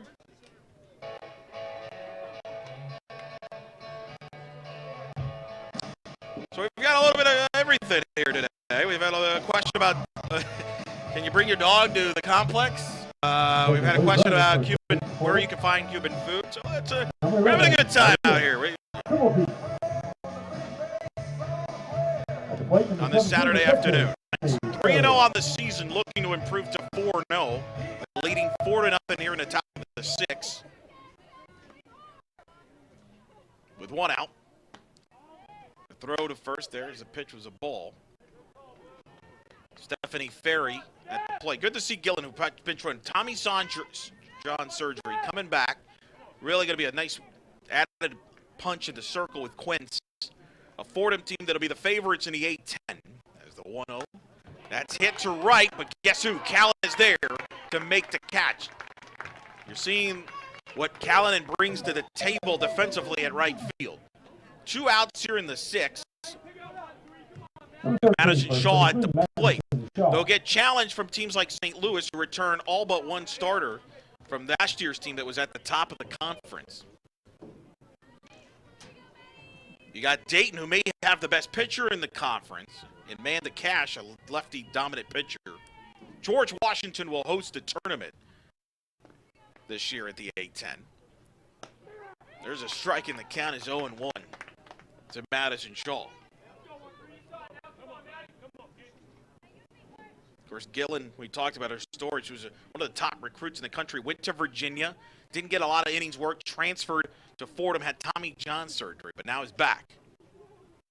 The 0-1. Outside for a ball, 1-1 the count. Thanks to our video person, the crew here, helping me get that answer. I was not expecting that question, to be honest, asked at a softball game, but hey. I know they do that at baseball games in the past, in Major League Baseball games. I think that's probably where the idea came from. I know the Marlins have hosted dog days where they bring their dog to the park.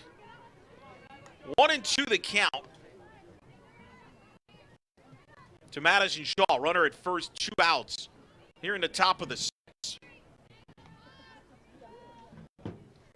The 1-2 up high, ball 2.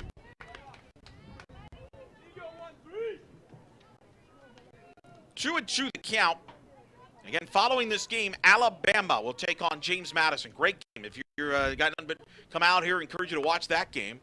And then tonight, following that game, UCF will be back on the field. They'll take on James Madison. We're projecting about 6:30 start time. Shelby Tournier, the All-American, will get the ball for the Knights. We'll see who the James Madison throws. Will be dictated based on who they throw against Alabama. They've got 2 options with Megan Good, the All-American, as well as Jalen Ford. The 2-2. It's pitched foul down the first base.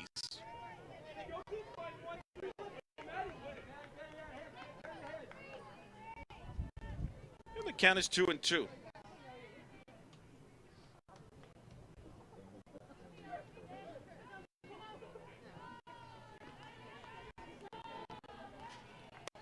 The 2-2 is popped up in the infield. Roden will call off Solis, makes the catch to retire the side. Another solid outing from Calixto to this point. 6 shutout innings. We're through 5.5 complete with a score UCF 4. Fordham nothing. You're watching Night Softball here at UCFKnights.com.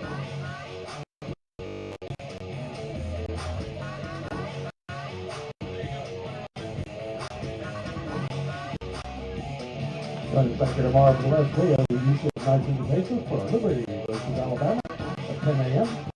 Rutgers versus James Madison at noon. Remember, that is the time change. The games are now at 10 and 12 tomorrow. Also, fans from UCF comes back here Wednesday as the Knights host Auburn at the UCF Softball Complex. The game will start at 10 a.m. on Wednesday. There is a schedule price says Tuesday 5:30, but had to be rescheduled for 10 a.m. on Wednesday.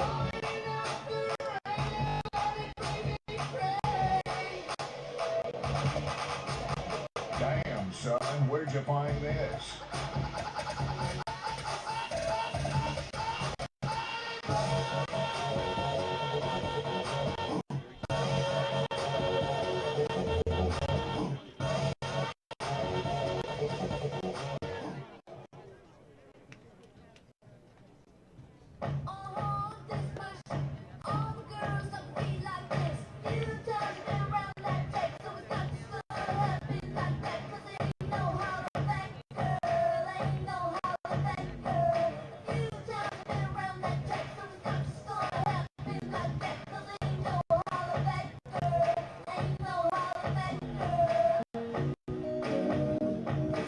Eric Lopez back with you. We head to the bottom of the 6th. A 4-0 lead in favor of the Knights. Willow Callanan will to the plate. She'll be followed by Linnea Goodman and Brittany Solis. 9-1-2. Knights with 4 runs, 8 hits, no errors. Fordham, no runs, 5 hits, 2 errors. First pitch, a strike, and 0-1 the count. They're underway in Houston. Hello, as the old Larry King would say. UCF men's basketball against Houston. Houston with the early lead, 28-17 at last report. Chance McSpadden with 8 points to lead the Knights. The count is 0-2, so they're underway early in that first half.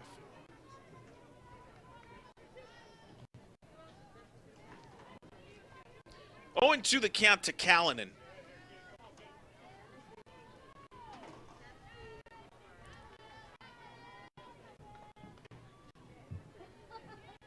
Willow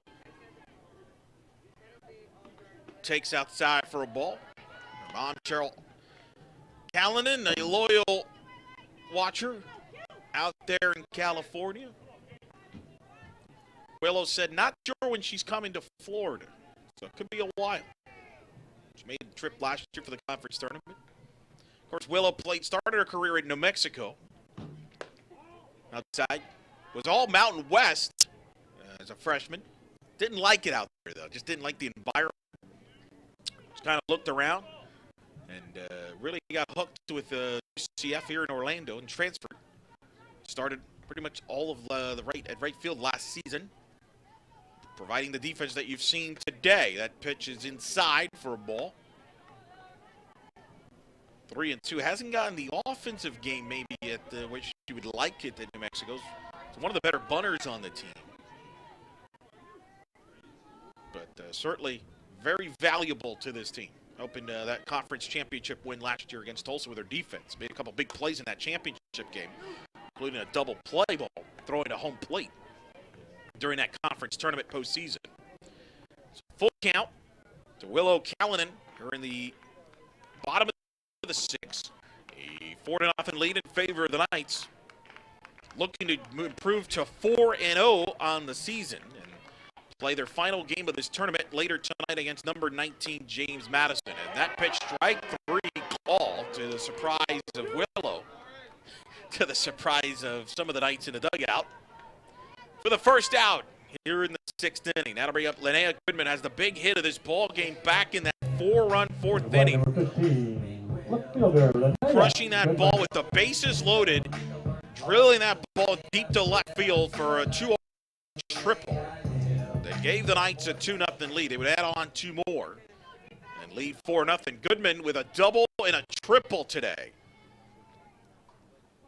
That double came in the first. Shows bunt, pulls back, ball 1. It'll be interesting to see what Coach Gillespie decides to do here in the top of the 7th. Does she keep Calixto in, or does she bring in Jamie Yavari to close it out? Yesterday against Rutgers in a 4-1 ball game, she brought in Yavari to get the save, to close it out.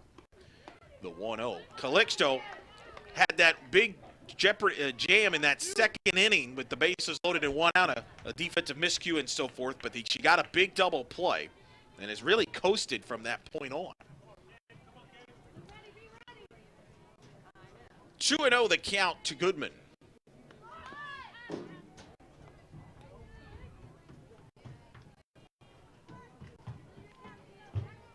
Two balls and 1 strike to count to Lenny Goodman, the junior out of California. Off to a phenomenal start this season. 7 hits already here in her 4th game of her junior year. The 2-1. And, of course, last night, and rightfully so much attention on Haley McClenny, the leadoff hitter for Alabama, one of the best players in the country. But it was Linnea Goodman, not Haley McClenny, that was the dominant leadoff hitter last night. She won that matchup. She went 2 for 3 with 3 runs scored in a walk, where McClenny was held to 0 for 3. And it was a big part of that offense for UCF that had 11 hits and an 8-1 win over number 5 Alabama. The count is full, 3 balls and 2 strikes to Goodman, with 1 out here in the 6th. The pitch. Low and outside, ball 4 as Goodman reaches again on a walk. 3rd time she's reached. And with the runner at first, that'll bring up Brittany Solis to the plate. Again, following this game, it'll be Alabama and James Madison. Really should be a good one. Looking forward to watching that. And then following that one, James Madison against UCF. Where else can you say you got two top 20 matchups coming up here for the next 4 hours? Really,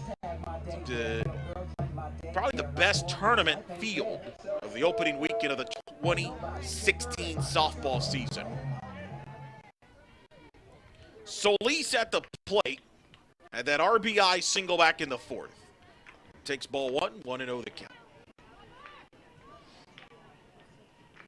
Goodman at first has here at the plate.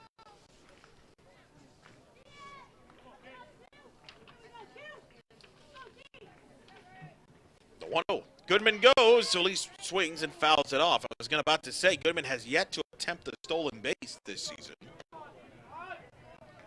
Not the base runner that Kaylee Novak was. Of course, Kaylee Novak, the all-time leader in stolen bases. Goodman, more of the hitter, had about, but can certainly have capable of stealing bases.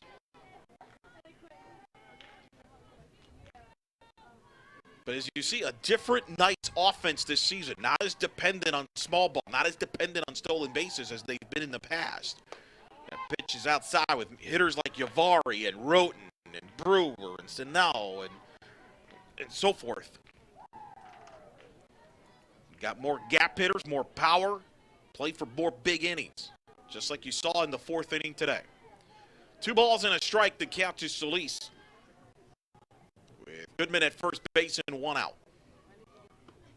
And Solis fouls it back, and as UCF has gotten improved their program and gotten to postseasons, one of the things that the coaching staff has tried to find, and that's more depth offensively. Certainly, the Knights have had pitchers, enough good pitchers to win, and consistently with Allison Kime and Lindsay Enders and Dottie Cup and Ashley Cole and Mackenzie Otis, and currently with Shelby Turney and so forth.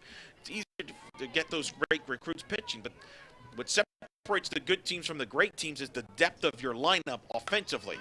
As Solis hits a fly ball to center, and it's caught by Canessa. Usually a team, if you're doing pretty good, if you got 2, 3, 4 good hitters, the great teams, top 25 teams, you got to have 6 to 7 at least good hitters in your lineup. Depth. And I think the Knights have that. I know in talking to Allison Kime after the game yesterday, we talked about that great 2018 that won the CUSA title, but remember, Allison was hitting in the middle of the lineup in that offense. You had Brianna Javier, which was a great hitter, of course played in the NPF, but not a power hitter.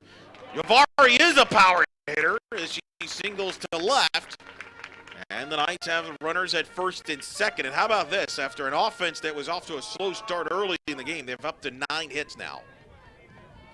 As Courtney Roten will come to the plate. She drove in an RBI back in the fourth inning. And that was what Allison was talking about. She's like, man, she loved her team, though, question in 08. But she's like, man, I wish I had some of these hitters on that team. And that's the difference that we've seen, this growth of this program from back then to now. More depth, more talent with recruiting, the exposure, the success. As Courtney Roten hits one to center. A diving catch by Canessa, who came in and makes the catch for the third out of the inning. Knights straight in a couple of runners, but at the end of 6, it's UCF 4 and Fordham nothing. You're watching Knights softball here on UCFKnights.com.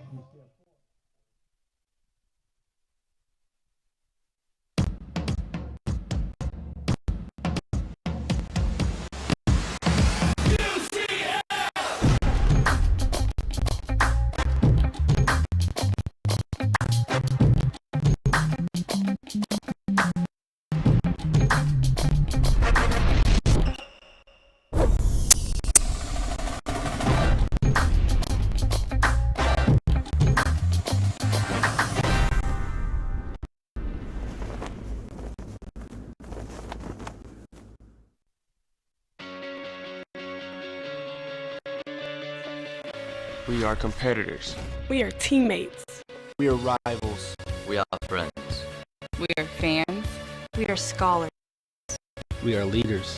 We are champions. We are believers. We are all Americans. We are more than what you might realize. We are the American Athletic Conference.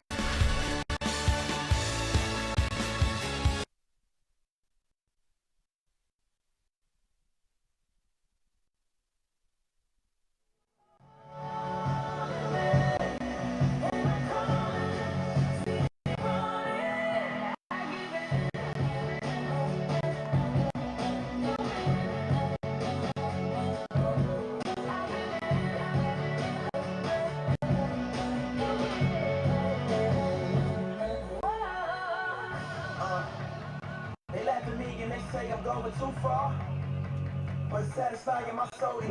back here to coverage of UCF softball. We head to the top of the 7th, 4-0 lead for UCF. New pitcher in for the Knights, the senior Jamie Yavari. Will come in here to close this out here from Manemi Calixto, who goes 6 shutout innings, giving up 5 hits. And Yavari, who came in yesterday, got the save. And the victory over Rutgers, coming in here trying to close this out against Fordham. First pitch fouled off by Lauren Quince. And we talked about the pitcher by staff, and you can see Yavari, who has experience as a closer, whoever get into 2014 Gainesville Regional. Yavari closing out the game against Stetson to send him to the regional final. That's a swing and a miss. And very valuable. You see this more and more in college softball. The teams UCF will play next week is LSU and Beth Tarina, who goes 3-4 pitchers deep on her staff. As the 0-2 pitch. That's a pitch up high. And one of the things that Beth Tarinas like to do is use a closer, Carly Hoover, an All-American, who you can argue is their best pitcher, but she'll also use her as a closer in games. And then she's not afraid to use other pitchers in her staff as a closer. We're seeing more and more of that around the sport. 1-2. It's a ground ball to short. Solis is there. We'll throw to first in time to retire Quince. One gone here in the first. Figueroa will come to the plate. Think back to Florida against Michigan in game 1. One of the things that Walton used late last season was used Gorley as a closer with Hager and Ocasio starting games for them. So kind of going more in the baseball route for that matter. That pitch is a ball. And certainly UCF, I think what you'll see as the year goes on, especially in conference, I think, keep in mind, Shelby will obviously start the majority of the That's a comebacker to Yavari to get the out, 2 outs. But what an advantage to have someone like Yavari who can close games out, and that could save you from using Tournier as much as possible in relief appearances on games that she doesn't start. Who's also will be an option as a closer when we get late into the season. So now 2 outs and a swing and a miss by Chelsea Skriponic. Now last chance for the Fordham Rams. So, and that's one of the things I think you'll see a lot. Calixto and Yavari rotating in that roles. And Yavari now with a count of 1-1. The senior, of course, transferred out of USC Upstate, her twin sister, Jessica Yavari. Won 20 games at Upstate. But mostly a spot start in relief. The last couple of years had the tough spot when you're pitched behind 2 All-Americans like Tournier and Otis. Not a lot of innings to work. But this year, big opportunity for Jamie. Is excited here in her senior year. The 2-1. Going inside, of course, her mom, Linda Yavari, in attendance. Talked to her. Says it gets more nervous watching Jamie pitch than she does Jessica hitting, because with Jamie, you're basically living off each pitch and holding your breath, whereas with Jessica, you know that's once every 2 innings you'll see her up. Nasty pitch there by Yavari.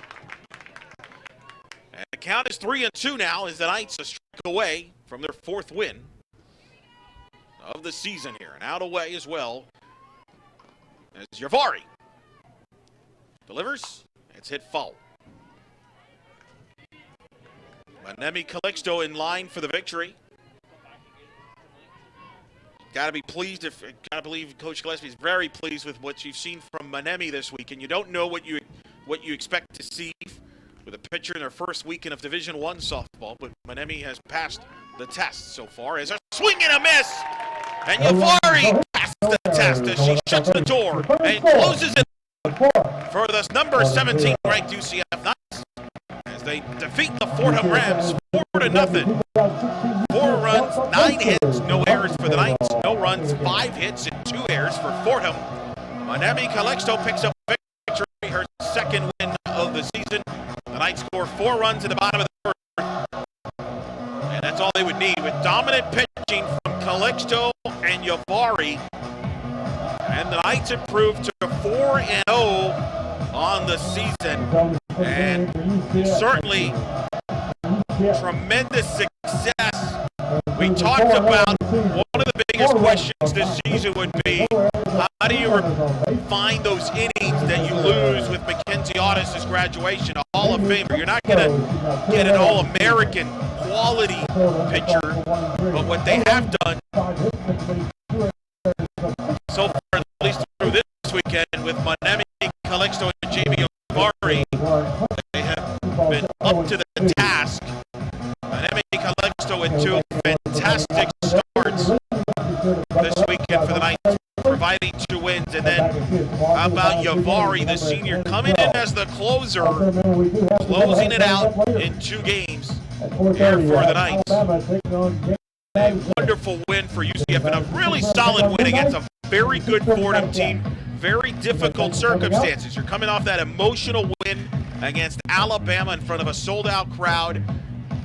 Very difficult game to get up. You got a top 20 team in James Madison coming up later tonight. Very easy to look ahead. Very easy to have your emotions down. Only human nature to have a bit of a letdown emotionally.